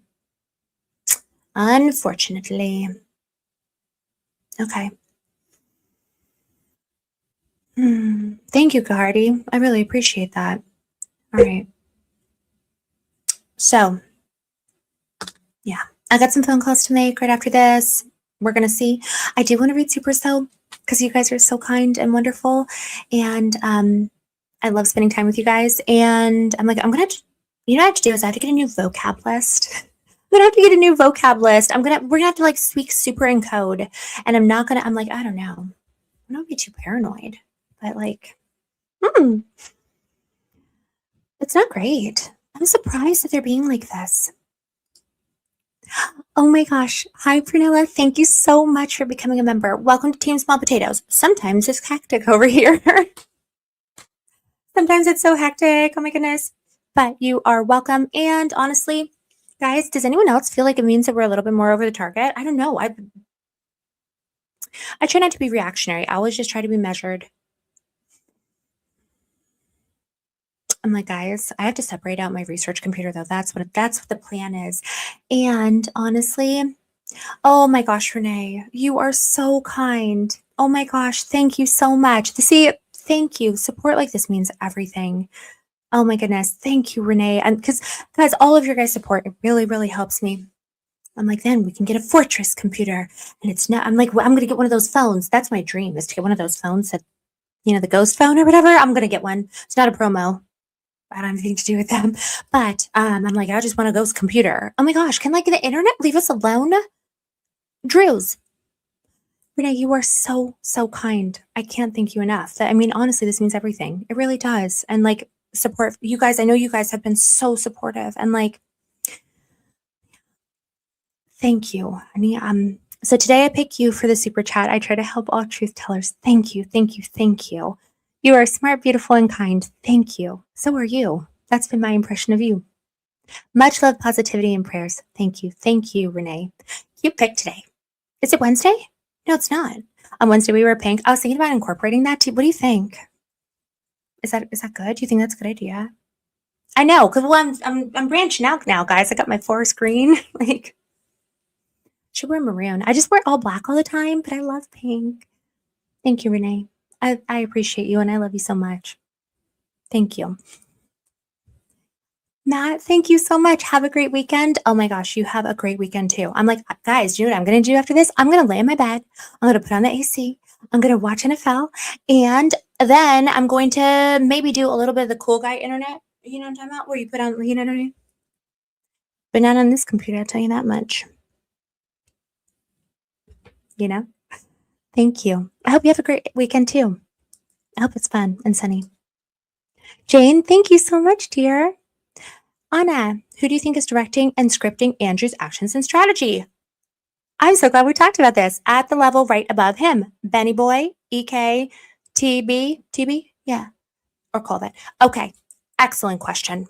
Excellent question. Okay. This is my personal feeling. AW, I do think that BS, oh my gosh, not his nickname is, guys, not his name is BS. Oh my gosh, that did not even, I've been calling him midget horse. Okay, hang on. Cell phone, brother. That's not my fault. I didn't come up with that. Talk to your uncle, Zalman. Okay, so my personal feeling is that I think that it's a coordinated effort, but I also think that it's a kind of coordinated effort, Jane, that is primarily running through BS. That's what I think. That's just my impression. Okay. I think that Tyler is not good at PR. He's not a PR guy. He doesn't want to be involved with such things. He has no interest in being involved with PR. He would prefer to never think about it or talk about it. If you guys haven't noticed, whenever he's on the television, he's just like, yeah, I'm here to like be a weird business guy and like, you know, pretend that I care about who the newly elected Arizona whatever is going to be. Let's pretend that we're huge fans of Andy Biggs or whatever, right? He doesn't want to have anything to do with strategy. Andrew, I think at some point could have been, and I do think he's involved, but I also think that he's been sidelined. I'm talking about AK Andrew. AK Andrew. I'm like, oh, you know what we'll do? We'll call him Andy for Andrew K, and then we'll call him Drew for Andrew Wilson. So let's call him Andy is Colvett, and Drew is Wilson. Is that fine? Let's do that. Because then otherwise it is confusing. I would think that Andy would have at least some influence on the situation, perhaps. However, something to think about is that as far as I know, he's not respected in that organization. No offense. So they gave him the opportunity to, I think, guide things in the beginning, but I wouldn't be surprised if now that they want adults in the room, he has been fully sidelined. I think that he's doing every single thing that he can to try to stay out of trouble. I think that BS, in my opinion, would be someone who we should consider as potentially being, you know, involved at a higher level. So when they got the grown-ups in there, they said, all right, like I guarantee to be a fly on the wall during that meeting. Someone probably walked in there. It could be Johnny Moore. I don't know. I would love to know. Let me find out. We got to think about it. We'll think about it though. I would assume that someone came in and said, you guys are idiots. And it wasn't Drew. It wasn't Andrew Wilson. But someone came in and said, you guys are idiots. Here's what you're going to do with your strategy. Erica, go home. See you on church Sunday. Andrew, you're going to need to start taking some heat, bud, because the ways that you're manipulating Erica to be the person who's only taking the flack only really makes you look more guilty. You are an idiot. Act accordingly. Go sit in the corner. Blake, you're going to get on the space tonight. Your job is speech writing, right? Okay, well, we're going to give you a hand holder, and someone is going to be there to make it so that you don't get yourself into any trouble. Don't worry. The lawyers will be in the room. There's not going to be any risk or exposure for you. You're the person. Answer the questions. We'll be there to help you. I feel like if I said it in a, well, see, guys, like I can't do a great Ben Shapiro. Maybe I can kind of do one. I'm like, because, I don't normally like speak like jerk face, but honestly, like I do speak dweeb fairly well. So it's like, actually, so it's not that hard to do a BS impression. However, BS is exactly the type of person who I believe personally would be very interested in the outcome. Another thing to consider is that he also stepped into the ring right around the same time that we saw this strategy sea change. I actually think that it was kind of going okay. But since July 27th, in my estimation, they've been back to scrambling. And I get the feeling that that is a lot of the reason why they have pushed the Drew angle so hard. I would assume that an organization like the Daily Wire would become directly involved with this sort of effort because they see how serious the fallout of the situation could be. They are, in my opinion, a level above because they work directly with Prager, right? And then that's kind of direct Unit 82. So those are more the bosses. I wouldn't be surprised, however, given that Ben is smart. Ben is smart. I'll give him that. Like, I'm not a place. But BS is actually smart as far as the ways that he manages the situation. I would like everyone to recall the fact that what did he do? He specifically went out there, took a few arrows, but I think that he did it in a way that was like kind of like, accepting accountability. You don't do that unless you are doing it specifically with a purpose. He went out there and he said, oh yeah, well, guess what? Everyone look over here. I was on the phone with someone in the car. Can we get some distraction, Candace? Like that's what he's trying to do. Trying to drag her focus right over to him. So he's smart enough that I would say that he's the type of person who would say, okay, Drew, Mr. Wilson, Ashtray, here are the talking points you're going to deliver. Enjoy it. Goodbye. Like, this guy seems like he's been guided by that type. So that's my opinion on it. I hope that makes sense. I really do hope so. I think it does, kind of. And thank you for the question, Jane. Hi, Nana. Anna. Hi, Anna, just joined. I'm on board with John Cullen's theory, and your work backs it up. Yay! One word. HDs. Yes. I'm like, okay. And I'm reading it and I'm tracking it. Sending love to you. Everything is heavy. It's heartbreaking. Really, it is. It is. It is. And I understand that feeling. Oh, I'm so sorry. But I'm glad you're here. I'm glad we found each other. And what I wanted to say is I couldn't agree more. I do think that there's an element of that. You know what's really interesting, guys? I put a clip from so on the last one that I did just with you guys from a few days ago. Someone had given me a question about it, and I kind of did a little like overview because I've been talking about the HD jet from the beginning. I found it totally fascinating. I put out a clip of it, and then I went and put the clip on TikTok, and it was taken down. I don't want to speculate. I want to know who was on it. Although I'm not fully convinced that any one person had to be. Like, I'm like, in my head, I'm like, oh my gosh, is it possible that like an important person was on it, But the way that system works, they didn't even have to be. And that's really the thing. So I'm like, okay, we heard, John Cullen, who I love, by the way. So I'm so glad that, that I feel like a lot of his and my theories are similar. And that's why I'm so hoping to talk to him. Anyway, what I was going to say is that one thing that I love about his theory is the fact that he got the audio of the pilot.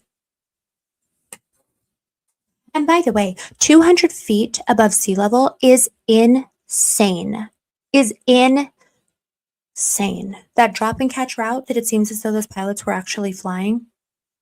And I don't know for sure, just for clarity, I did want to mention, I don't know for sure, I would not say with certainty, that I believe that necessarily they launched the drones from the actual aircraft. I do believe that it does actually have the attachments at this point, the drone launch capability. I do believe that it has that, just so you guys know, because I think that the videotape that I think Blake had, I think it's a little bit older.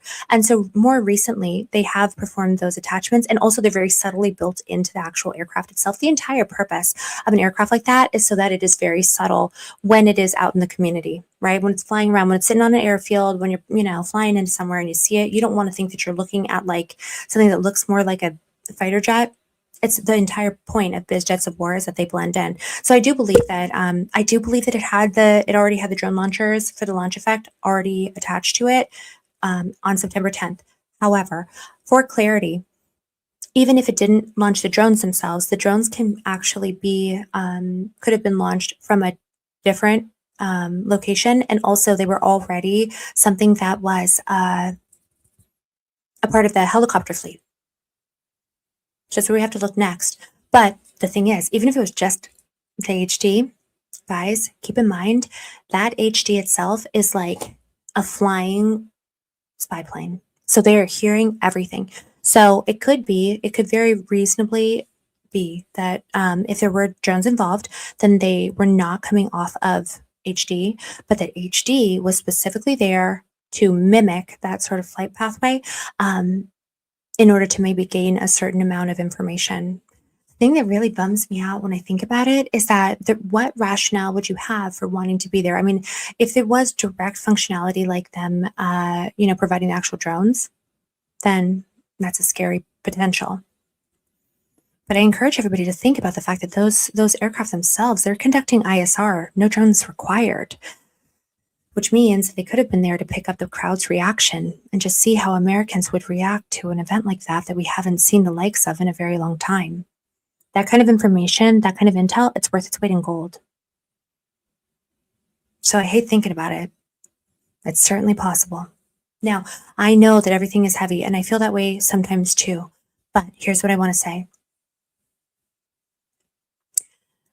There are 350 million of us. There's 350 million of us.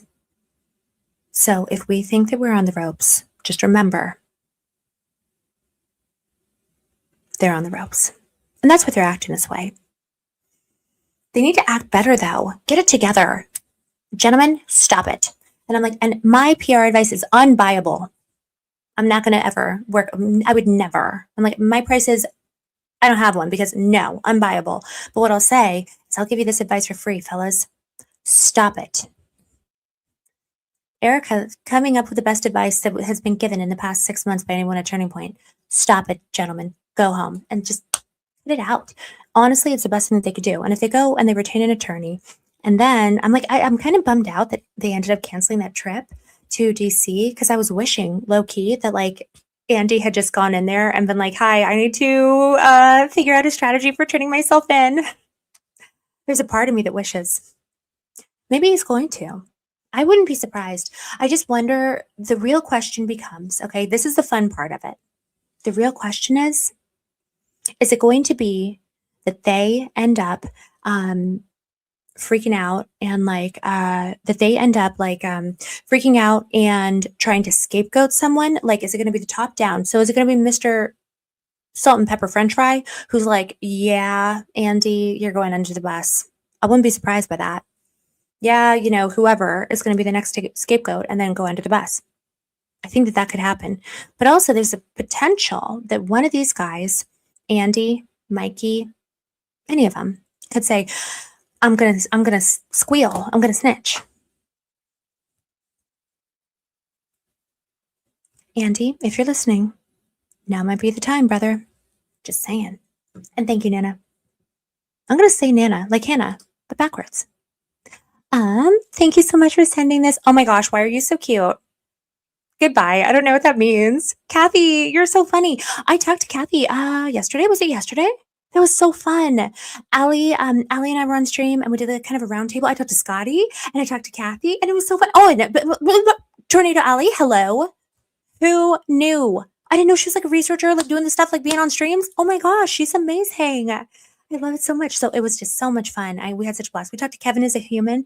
He's super awesome. He works with, he's worked with Ian a bunch of times with making web and stuff. And he's just, his brain, his mind. I love how many smart people I get to meet in all of these spaces. And that includes you, Kath. I had such a blast.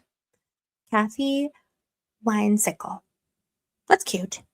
Kathy Wines. I like that name. I'm like, sounds great. Oh my gosh, Crits, thank you so much for gifting people memberships. I love that. I love Team Small Potatoes. The more of us, the merrier. And the more of us it's going to take. So I appreciate you bringing more people onto the team. I really thank you. And also thank you for being a mod. Oh my gosh, you are so wonderful. Where's Window Pane, Ben? Window Pane, Window Pane, Window Pane. Who's Window Pane? Wait, can I look? Will you tell me? Will you tell me who Window Pane is? Window Pane, Window Pane, Window Pane. Also, they'll scapegoat. Ooh, you are smart, Waffles. Exactly. I wouldn't be surprised even a little bit. Think about that, guys. Think about that for a second. Because he's been... The real powerful ones... okay,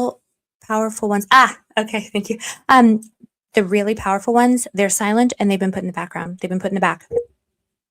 Boyer, be quiet. Don't say anything, you know? Because think about that when there's an actual criminal investigation, which I do think, you know, we're getting closer toward.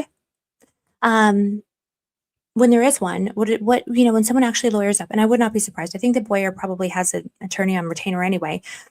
When someone lawyers up, what does your lawyer tell you? Do not speak again. And he hasn't. That shows that he's kind of part of the professional layer, right? Okay, so also, by the way, oh my gosh. Okay, EK, yes, thank you. Thank you, guys. Thank you. EK, got it. We got it. Okay, where has she been? Well, would you look at that? Following all of this, she has been sent home. Girl, go home. Come out for church. See the kids. Do not let them see you. Do not let them think about you. Oh, Kier. Oh, my goodness.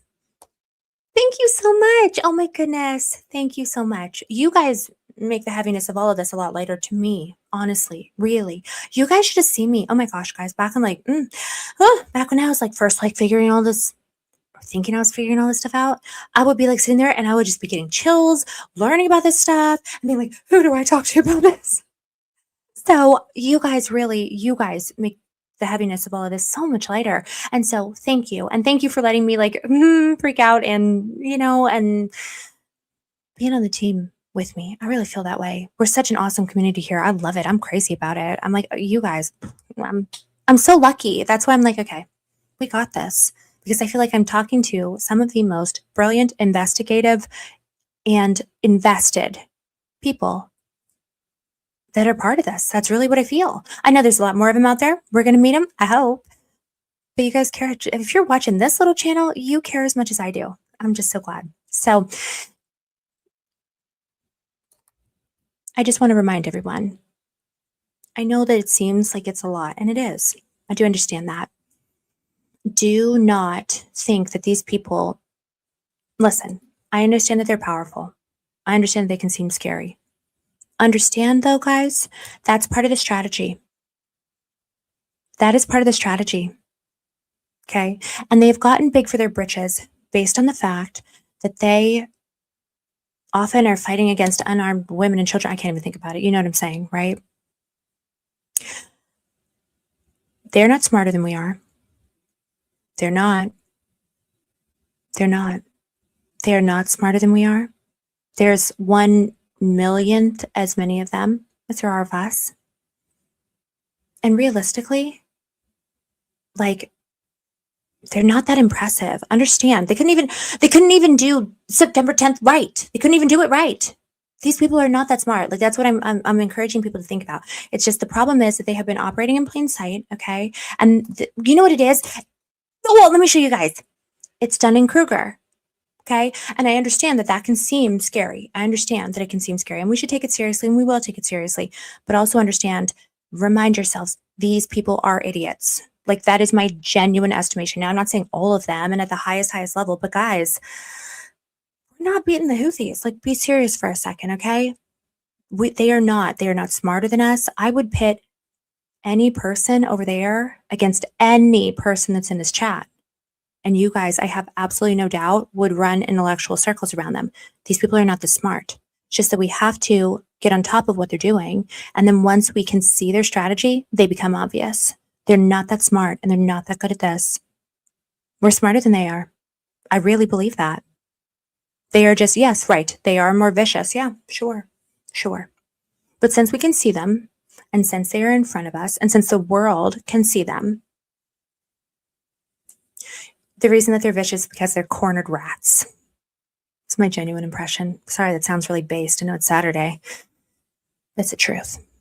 So let me show you guys in Dunning-Kruger.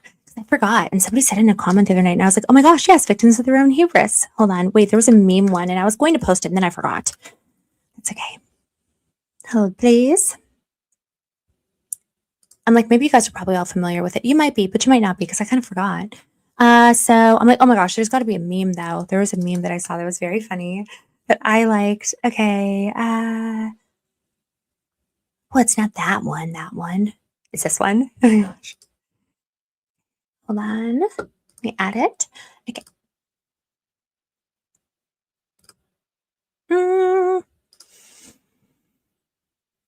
Cross your finger for us, guys. Okay. I'm like, can I just increase the size of this? I hope so. No, you're not doing the right thing. You're not doing this right. Me talking to myself. Oh my gosh. I'm not going on Instagram. Don't think I'm foolish enough to fall for that. Do you guys see? Okay, well, I don't know. Now I don't like any of the memes. Actually, this one's not bad. Stop by. This one's from Twitter.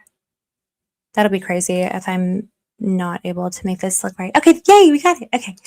So I'm like, gang. Okay, do you guys see this? So this is, you can't see it. Duh. Look at that. Here we go. So this is Dunning-Kruger. So that is basically, why do I like this meme? Oh my gosh, is everyone, I know another little, it wasn't a Baron, that was a mini. Kathy, you're right. I love you. Oh my gosh. Okay, so this is called Dunning-Kruger effect. So what it is basically, guys, is this is like your level of confidence in yourself. Okay, so think of it like this. I'm sorry, it says select text. Ignore that part. I just like how it's zoomed in for once. Maybe I can, what will happen? Nothing. Perfect. Got it. Okay. Nope. Stop. Oh, what have we done? Now we've gone too far. Where are you? There. Yay. Okay. And yes, I am obsessed with this. Well, I like this one better. Now we've really gone too far. Now we're really doing it, aren't we? Do you guys know this meme? Do you guys know this meme right here in the middle? Have you guys seen this meme before? Goodbye. Now my computer's doing the same thing again. Now I'm going to get annoyed. How do we do this? Nope, we can't.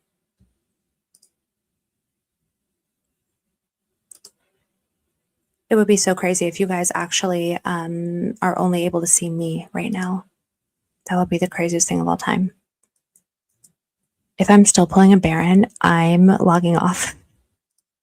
Oh, thank goodness I'm not. Okay. I can only fuss with the screen in a different screen where I can't see myself. And now I'm just yapping. So, okay. So this is the Dunning-Kruger effect. So what it means is when you first get a piece of information, when you first learn about something, then you are going to, can you guys see it? Wait, can you? I love you guys. You're so funny. I love the chat. I know it's a 5x5. I'm sorry. Sorry for the formatting. Are we fine? Okay, good. Thank you, Liza. Thank you, Waffles. Okay, thank you, Miss Davis. Yay. Thank you, guys. Okay, so this is Dunning-Kruger effect. So when you're first introduced to a new concept, say, I don't know, say you want to learn how to speak French. Okay, so you're first introduced to this new concept of wanting to learn how to speak French, and at first you hear a few words. You hear a few words in French. Maybe take a French class. Maybe you've heard a few people saying that. You say, you learn a few words. You take a class. You do your little what is that called? Little OWL app, whatever the app is. It's supposed to teach you how to speak a language. Okay, cool. Now you feel really confident. You feel super confident and you think, oh my gosh, I got this. Okay. I bet this has happened to somebody in the chat, or maybe it's happened in a different language, maybe Spanish, whatever. But you think that you got it. You think that you know. And then all of a sudden you turn on a TV show in Spanish, or you go to France, or you encounter a situation where you need to actually be communicative. And you go from thinking that you have this thing all figured out to all of a sudden you're just like, oh no, I don't know anything that I'm doing here.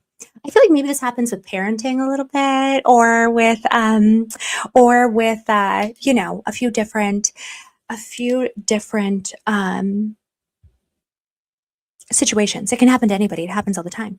At the beginning, you hear something and you really quickly think that you got it down, right? This happens a lot with coding. It happens a lot with just anything that we run into. It happens at workplaces constantly. And then all of a sudden, something comes and it kicks you in your butt and you're like, never mind. I am an idiot. Happened to me with YouTubing. I'm like, guys, because trust me, we're not fully in the valley, but I don't have my hood on quite yet. So then the purpose of that is like you get your butt kicked, you get your butt handed to you, and then you go, oh boy, I am an idiot. I do not know. I don't know what I'm doing. I don't know how to do this, right? You call your mom and you're like, please come take this baby. I don't know what I'm going to do with them. You know what I'm saying, right? You're like, please come help me babysit my own child. I don't know. I mean, it happens to everybody. These are kind of normal things. And then eventually, as time goes, what do? We learn how to cope. We learn how to do it. We learn how to speak French. We learn how to code. We learn how to care for our child and become more and more confident that we're putting the diaper on right. I remember before I knew about how to properly diaper a child, I was like babysitting. I must have been like 16. And I didn't understand conceptually that when a little boy tinkles, then it sometimes can go the other direction. And guys, I got tinkled on. Oh, Lord. That was a thing. And I was like, no. And then eventually life happens and you figure it out, right? And then you become more and more and more confident. And then as time goes, you get to the plateau of sustainability. And that is when you're like, okay, I know this is hard, but I know that I got it. Now, what I need you guys to understand is that Andy, turning point. The problem is that they have kind of phased themselves out of all serious thinkers. So the folks that are trying to pull this operation off, and that means here and in the Greatest Ally, I'm like, this iteration of Unit 8200, they've outsourced their thinking to AI. They think they are higher on their own supply, and they think that they got it. But that's because they're on the peak of non-stupid. And right now, I would argue that they are free-falling into the valley of despair. That's what we're seeing. This is not, unfortunately, guys, unfortunately, but unfortunately for them, they don't have anybody that's in this plateau of sustainability. They really don't. You know why? Because all of the serious thinkers over there, over here, they have either pushed those people out or moved away from them. Do you think Pete Hegseth knows what he's doing? Do you think that Pete Hegseth is a realistic person who knows how the actual military is supposed to function? Do you think that like I could give you a list of individuals that I think would be better suited for running our Department of Defense than the guy who thinks it's cool to go and put the DOW sign on the thing? You think that Kash Patel knows what no offense, Kash. You think he knows what he's doing? Absolutely not. I call it, yes, I think you were, Waffles. Yes.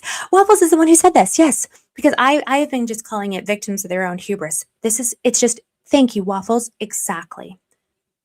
Joint effort. And I was like, it is Dunning-Kruger. Because I've been thinking of it as the bell shape. I like this one so much more. And thank you for saying it. So that's what I'm saying is that, guys. Wait, why are we saying no? Oh, Cash. Okay, right. Do we think that Cash knows what he's doing? Spider Cash? You guys think he knows how to run a national? You think he knows how to do that? No. I'm like, guys, there's a picture of literally Pete Hegseth. Okay, that's the one who's on the peak of Mount Stupid. And then there's a literal picture of Kash Patel right there in the Valley of Despair. Okay. The thing is, though, that I think is relevant is that because they have chosen so many people who are so willing to get high in their own supply, right? Pete, literally, bless it. But, there are so many individuals that have been put into these important positions of power. You think Andy knows what he's doing? No.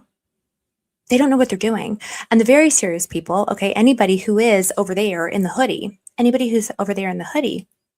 they are staying as far away from this hot mess as they can. So when we are thinking about the individuals and the ways that, I'm like, guys, no. But there are, on the other side of this, there's a lot of people in the hoodie.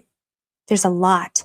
Because fortunately for us, one, we have social media in this country. Fortunately for us, I'm like, words I never thought I would say, but fortunately for us in this country, we have a ton of social media. And what that means is that we can listen to people who are actual hoodied noticers, who know what this is, who know what they're doing, who have seen it before. We can speak to individuals who have seen this sort of thing play out and seen what those dum-dums are up to and what they're going to do and what they're doing, have seen it for years and years. We can listen to actual voices. And so there's individuals on this side of it that really, really, really know what's going on. Okay. So I just want to make sure that people don't feel right. The peak of Mount Stupid. Exactly. On this side of it, sure, there's going to be people that are all over the map. And like, don't feel discouraged. If you feel like you're on the peak, well, guess what? That just means that you're learning. The difference is that you guys have honesty and integrity and the truth on your side. You also have like tons and tons and tons of places to go to get this kind of information. They have never dealt with a situation like this. They haven't. They simply have not. Johnny, no offense, Johnny Moore, has he ever run an op like this? No. They have had the entire benefit of being hidden behind the guise of the ADL or whatever. Do you see what I'm saying? But there have been a lot of people that have been noticing a lot of this stuff. And also, by the way, not just those voices, but there's also global voices that we're able to listen to and talk to. And I'm not saying we're going to go get in bed with the CCP or something. I'm just saying that there's a lot of different groups of people that have been realizing how much of a problem that group of individuals is for a very long time. Look at Spain. We love Spain. Nobody learned French. Everyone learned Spanish. I'm just saying that there's good ways to handle these situations, and they are out there because this has happened a lot of times before. Does that make sense? I hope it does. So I know that they're bad. I know that they're evil. I know that it sucks, but also they put the dumbest people possible in charge of it. No offense. No offense. No offense, Andy. No offense, Drew. So I mean it. Like, we got him, and we got him on the ropes. So do not feel despair. Feel empowered. Like, I need to finish reading my little super chats. Oh, thank you so much for saying that. Great patriot ancestors in here cheering her on. Wait, we don't mean patriots like the team. You better not be saying that. My Kathy would never. You guys are funny. I love all the stuff that you say in the chat. And also, yeah, like I said, guys, we all have each other. Also, I like Cash App. We're keeping that. Okay, let me scooch on a little bit here. Oh my gosh, Kier, I love you too. I love you so much. I haven't seen your name for a little bit, so I'm just so glad you're here. And also, I feel like I see you on. Do I see you on Twitter? I feel like I do. Yes, I do. I love chatting with you, and I'm so glad you're here. And we're going to be. Let's see. What are we doing next? I think that next we're going to be talking about the specifics of Mr. French Fry, salt and pepper French Fry, and the mischief he's been up to, because he has been up to mischief. Here, we'll need our popcorn. It'll be fun though. We'll try to make it interesting, and we'll try to make it not like so sad, you know? Oh my gosh, Waffles. Yeah, you're here now. Well, thank goodness. Someone got to tell us about the Dunning-Kruger thing. Oh my gosh, Michelle. Oh my gosh. I didn't even know that you guys are not members before. I'm so glad you are. In my soul, you already are. You know what I mean? Like come on. You guys are so awesome. I love you. That's so wonderful. All right, Kathy. Pick it up, put it away. Kathy, pick it up, put it away. My naughty girl. You're naughty. You're naughty. You're funny. Hi, Veronica. And thank you for the silver star. You are such a sweet, sweet angel. I'm so happy to see you. I'm so happy you're here. And thank you, Carmen, for gifting. Thank you for bringing more people onto the team. I love you guys so, so much. It's so wonderful to feel like I just am meeting more of you guys. And yeah, we're going to have to do it in the members. I'm going to make a phone call. Find out if my computer has a virus or not. We're going to soldier on, because that's what serious people do. So as much as you wish. I'm like, guys, more Erica Kirking. More Erica Kirking. Go home, go to church, and lawyer up.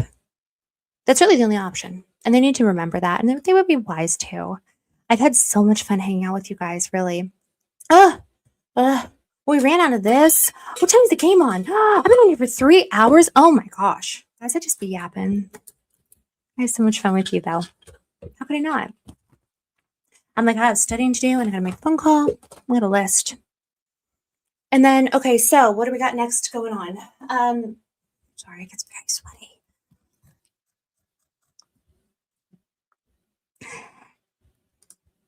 Okay, let me see. Oh my gosh, are you guys being so cute in the chat? I love your guys. Wait, we like what? Kathy, are you being naughty again? I love it. Let me see here. Oh, am I a fan? Okay, so great question.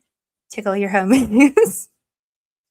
I do like MMA. I do like UFC. I do remember back in the day, I loved that show, which sounds terrible, doesn't it? But I can really appreciate and respect how complicated of a sport it is. I do like the variety in it. That's my favorite part. But I like team sports a little bit more, to be totally candid, just because I like okay. So the reason I love football is because it is not only an individual effort. It is a team effort with a ton of individual matchups, right? So I wish that there was some sort of, I'm like, is there a team effort that we could do with that? And that was kind of always my feeling with, do you remember that show, The Ultimate Fighter? I loved The Ultimate Fighter. I loved. Also, should we talk good about her or bad about her? I feel sad about her, Nikki. I feel sad. I'm like, girl. Plus, she was really rude to me on Twitter, by the way. Like, she hates me. So, girl, God bless. Like, I try to listen, guys. Nix, listen. My rule generally is I try to be as nice to the girlies as I humanly can. I don't know. I'm a girl's girl through and through. And honestly, her life is sad enough without us talking about it. Imagine like having that husband. Oh, girl. Best of luck to them both. Bless their hearts. I think that's how I try to approach it. You know what I mean? I'm like, bless their hearts. That's the way that I handle it. But I always just think to myself, I'm like, oh, they got a tough. Imagine like, what if he paid his own money? Guys, what if he paid his own money for that debate, and now you're out $300,000 American dollars? Like, they should just come out and tell the truth. You know why? Because to let the lie continue that this is about them, him just wanting to do this. That's so embarrassing. This is as big of an aura. Well, I don't know how much aura he had to begin with, but this is as big of an aura loss as Gary being 5'3". And just so you guys know, every time I talk about Gary, I will be making him shorter. Every time. I thought he was 6'4". No offense, I love a peanut, but he you know what? He misdirected us. I love a short king. I think they're cute, you know. Yeah, I think they're very cute, you know. And then unless a woman is very tall, it's not like it's any kind of prevention from them being like, you know, attractive. There's women out there that are 5'1", Gary. So it works out, right? I just think he misrepresented himself. That's the problem. So I'm gonna make fun of it. Him and Ben, right? The emotional asset. You guys are so funny. Oh my gosh. The truth is free. Exactly. Exactly. The truth is free. And honestly, I'm like, her life is crazy sauce enough.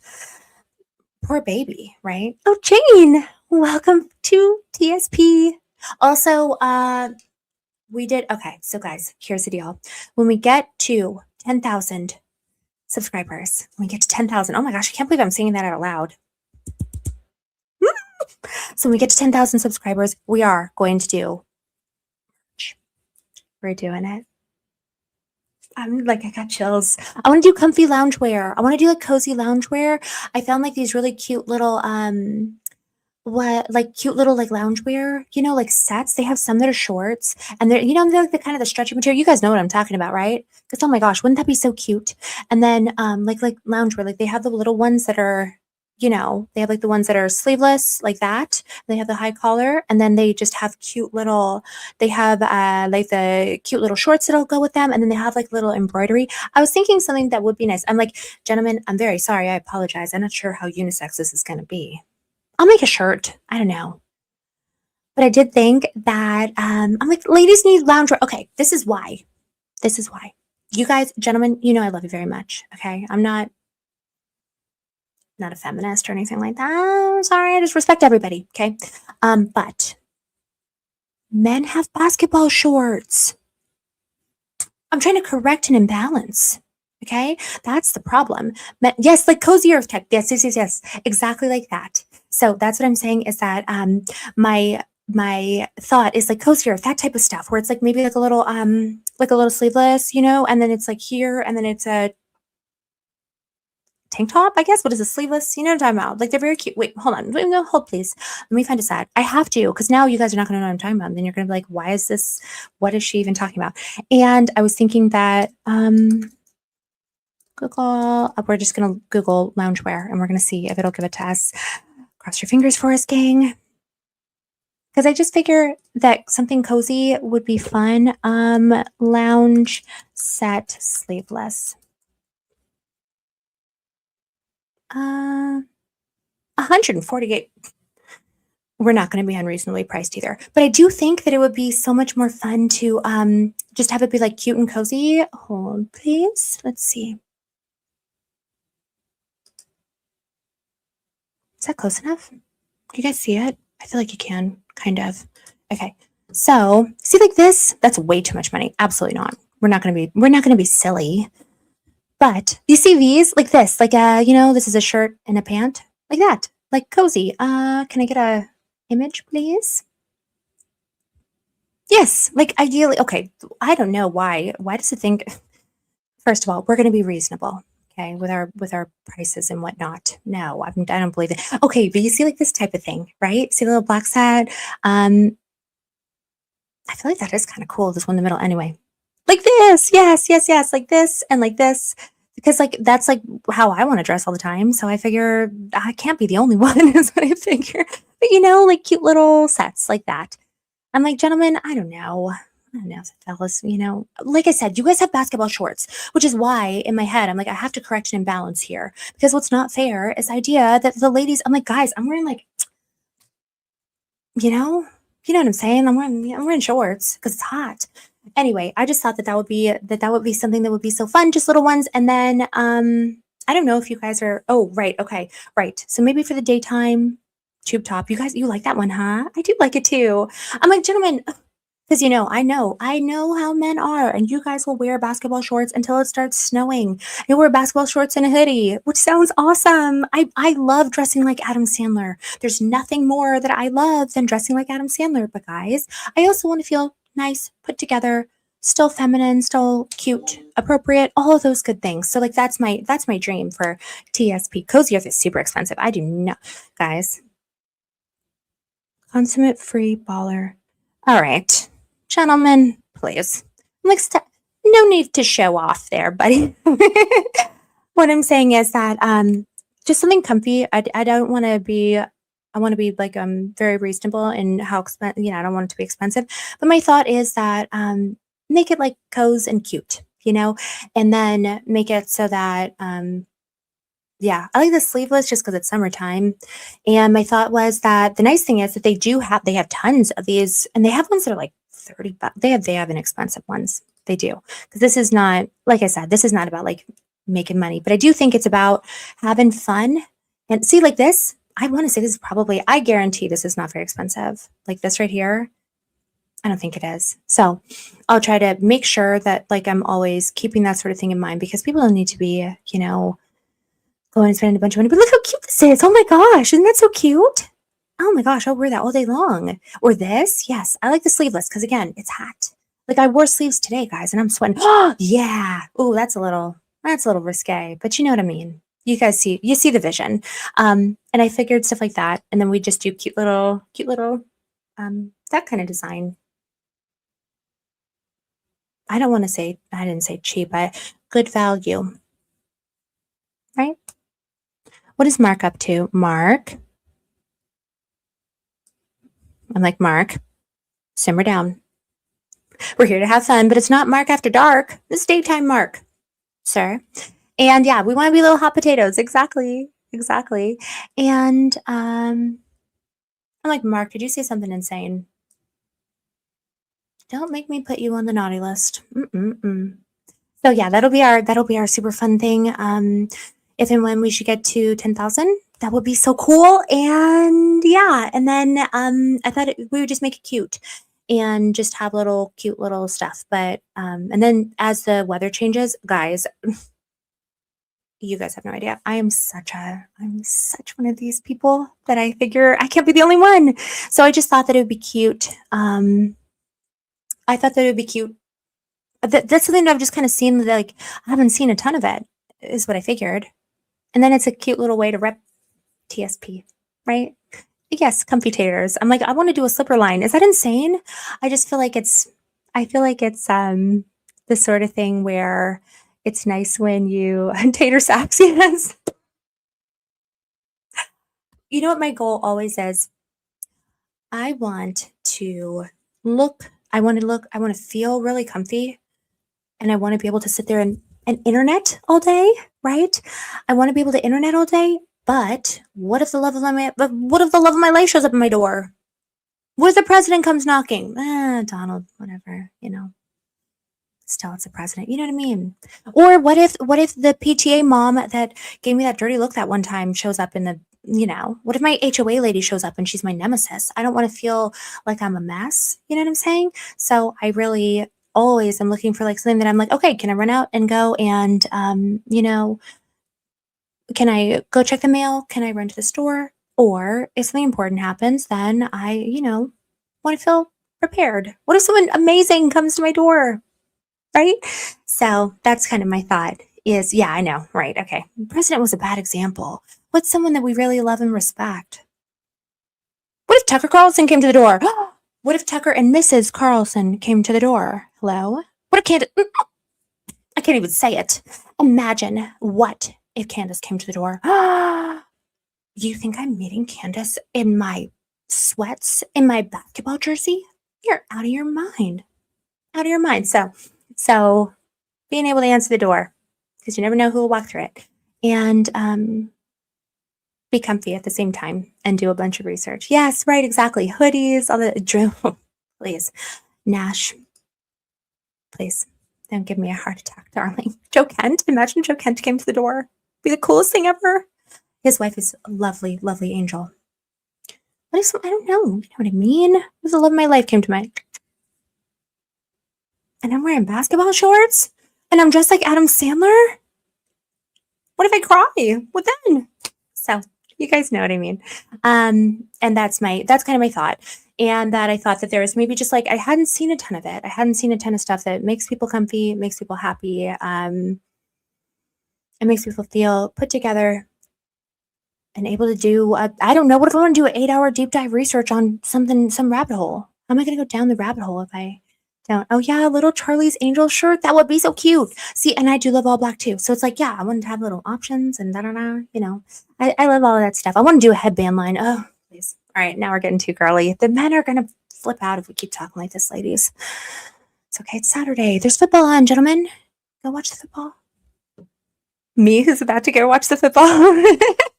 Me just talking. Here, I'm like, well, let me just show you for another minute or two. See, some of these are so stinking cute. Oh my goodness. I really do. See, and this is what men wear. That is all that men wear. Well, not really that, but you know what I mean? Look how cute that is. Oh, that's a little, you know, some of this stuff's probably a little much, but you see the idea.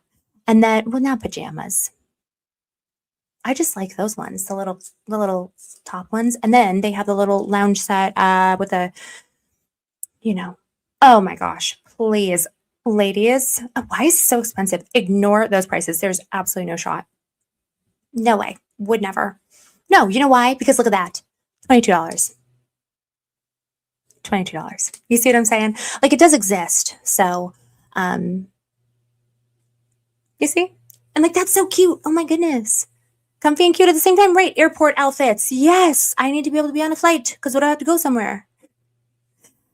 Me who like doesn't leave my house. It's fine. What if I do? So, okay. Sylvia, you are going to make me blush. I think you're right. Please. No blushing on this. No blushing. When he comes to the door. So, what I'm saying is that there's cute little airport type outfits, and then you can also get warm in the winter. I kind of don't like these. I kind of don't know. This though, oh my gosh, this is what I live in. As soon as the weather changes, this is the outfit. Like, this is the fit, guys. This is it. I don't know about that material.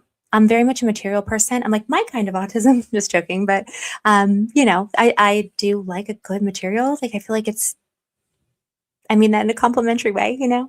And that is my thought. That's a wonderful tariff issue with those prices, girl. I know. Who buys their stuff in England?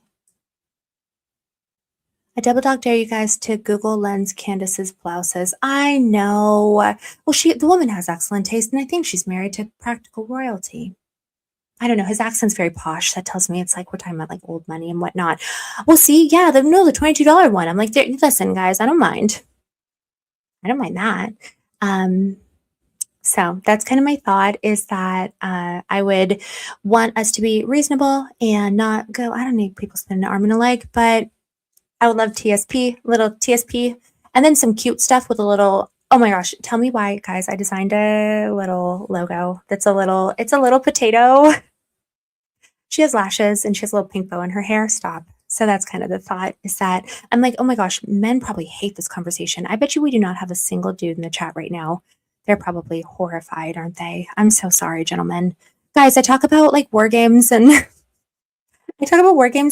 defense strategy and milstrat like a lot. But sorry, fellas, we're girls too. So a lot of us do still want to talk about all that stuff. I'm like, you know, because all people contain multitudes. That is really, truly my belief. So any men that are hanging with us, we appreciate you. Thank you. But all people contain multitudes. So I'm like, I'll yap with you guys about skincare for an hour and lip liners and all of that girly stuff and materials and chenille versus what's the opposite of chenille? Okay. Thank you, gentlemen. I'm like, don't worry, we'll get back to game theory. I watched that Professor Zhang and what was his name? With Theo. Oh, I love that. That was so good. But sometimes, yeah, we do have to like girl out a little bit, because I don't think that being aware of these issues and being aware of all the stuff that is going on around us, I don't think that it means that you can't be like a girl still, And also, the more ladies that feel comfortable learning about this stuff, knowing about this stuff, then I think that it probably will be good. I mean, that's kind of my thought, is it probably will be good for families, because I know that a lot of this stuff can be really stressful, and then sometimes people's spouses or partners maybe it's like, I can't imagine if I were married to or in a relationship with someone who didn't understand how vital these issues were. And as a girl, I feel like I don't know if I'd say it's nice, but like, I think that there probably are men out there that are aware of how important the way that our country is being controlled and manipulated. Like, I think there are a lot of men out there who are at least familiar with that thing. I do understand very much as a woman who, like, I was a normie, and so what that has meant has been, like some of my sisters even are like, or at least were like, what's going on, blah, blah, blah. And I can understand that for men, it must be really, really, really hard if they're worried about this stuff and then their wife or their person doesn't care about it at all. So my thought has been, if we can make this more of a girl-friendly topic, especially because Candace is the most freaking popular YouTuber on the planet, right? So I'm like, it's getting better. But the more comfy that women can be with being aware of this stuff, then my thought would be that would be eventually good for families and good for women to feel knowledgeable about all this stuff. I'm like, so I want this to be a show that men can show to their normie girlfriend, right? Or wife, and hopefully can help them. Yeah, that's kind of been my thought. But also, so the price for that, gentlemen, is sometimes we are going to yap about chenille because it's stretchy sometimes, and we like that. Also, okay, we can be done now. I just wanted to show I wanted to show the lounge set. It's so cute. This is me all winter, just so everyone knows. For some reason, please, my midriff just happens to not get cold. Just kidding, but like, like this sort of thing, it would be way too cold to wear that in the winter. But you guys oh my goodness, hello, yes. I like just almost, I literally screamed. Look at this one in the middle, guys. She looks real cute too, but this is the one that I'm looking at. Oh my word. Although I bet you it's really expensive, but that's really, really stinking cute. So that sort of thing. And, oh, please, Kathy, please. Ma'am, no, I am not no. There's nothing more heartbreaking than that situation. Oh, poor Charlie. He deserves so much better. He really did. My thought is, I think am I a Candace sort of? I don't know. None of that. I don't know. Someone who just really, I don't know. Whenever I am lucky enough to have my husband, I just want to be my husband's type of girl, So anyway, that being said, it takes all kinds, and all people are wonderful and have value. And I want the set in the middle. So I figure if I really want it, then probably some of you guys would too. And that'd be fun. And it'll have a little TSP and our little potato girly pop that is going to be on there. And gentlemen, we'll have to circle back. But in the meantime, then I'm going to have to dress like Adam Sandler, fellas. We got to figure this out. Thrift shop gear. I do love that. Yes, absolutely.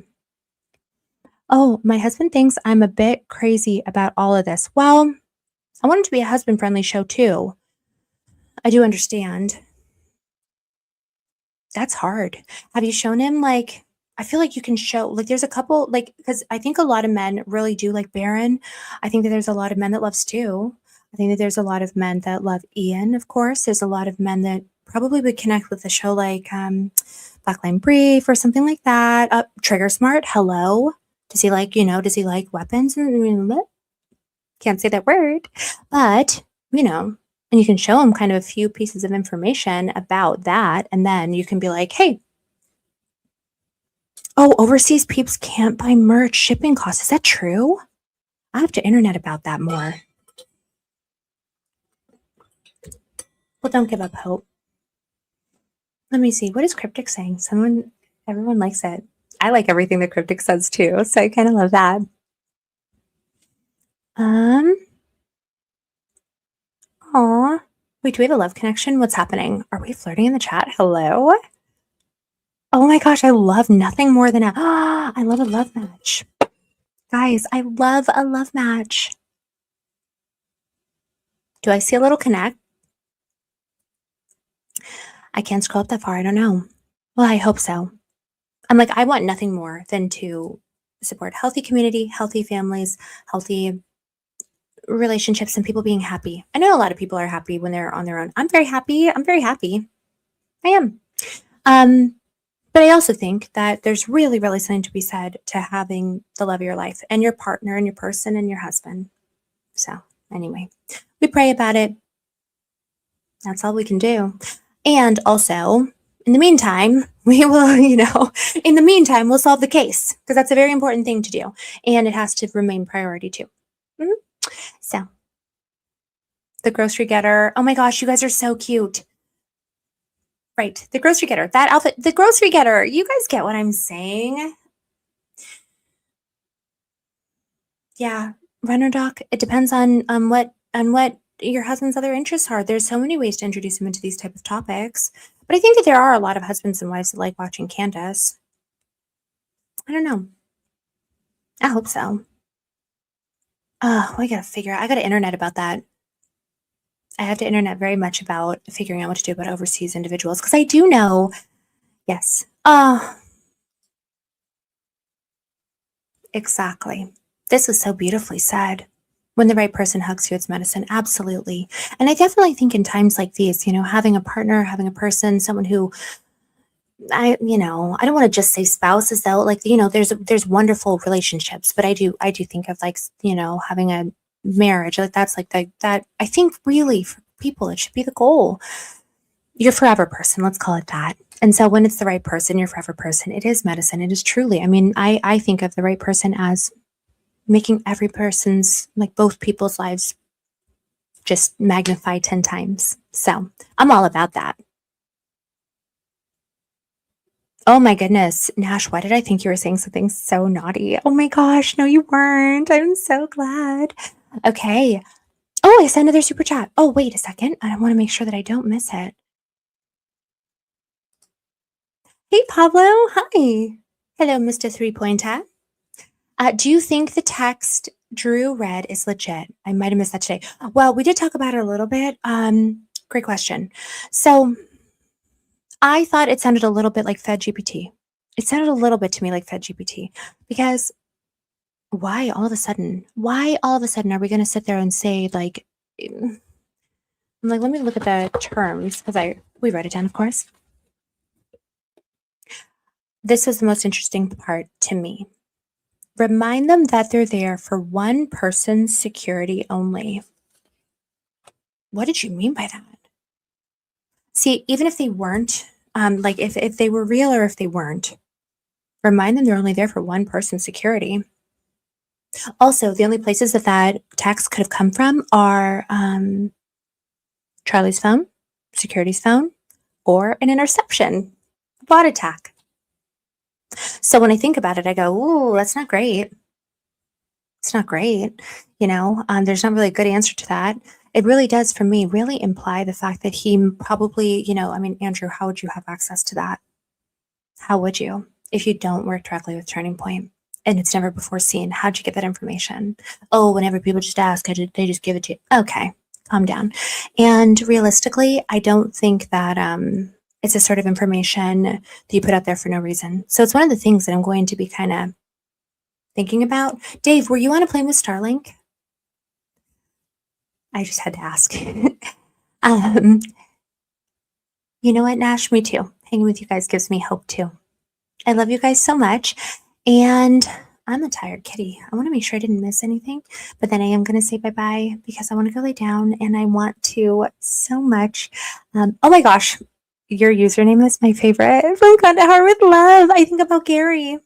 Bless his heart. Bless his little heart. I have so much fun with you guys every single time. So here's the plan.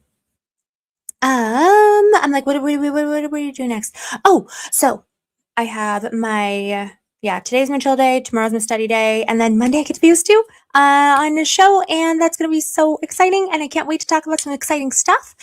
And then I think that the plan is that we are going to do a stream because we need to talk about the stuff. And we need to discuss Mr. French fry there. I'm going to see if Miss Allie will do it with me. I'm going to see just because she knows a lot about the French connection, if you will. guys, I think it's really all starting to kind of flow together. Does that make sense? I hope it does. Anyway, I'm starving and I haven't eaten today. I love you guys, and I will see you on Monday. That'll be bright and early. That will be noon Eastern, 9 Pacific, and I think that it'll be broadcast with Stu on Kick. And then you guys know that you can always catch it later on, I think, Rumble and Twitter. I can't wait. Okay, I love you guys so much, and everyone have a beautiful, beautiful, wonderful weekend, and I'll talk to you guys later. Okay, bye-bye.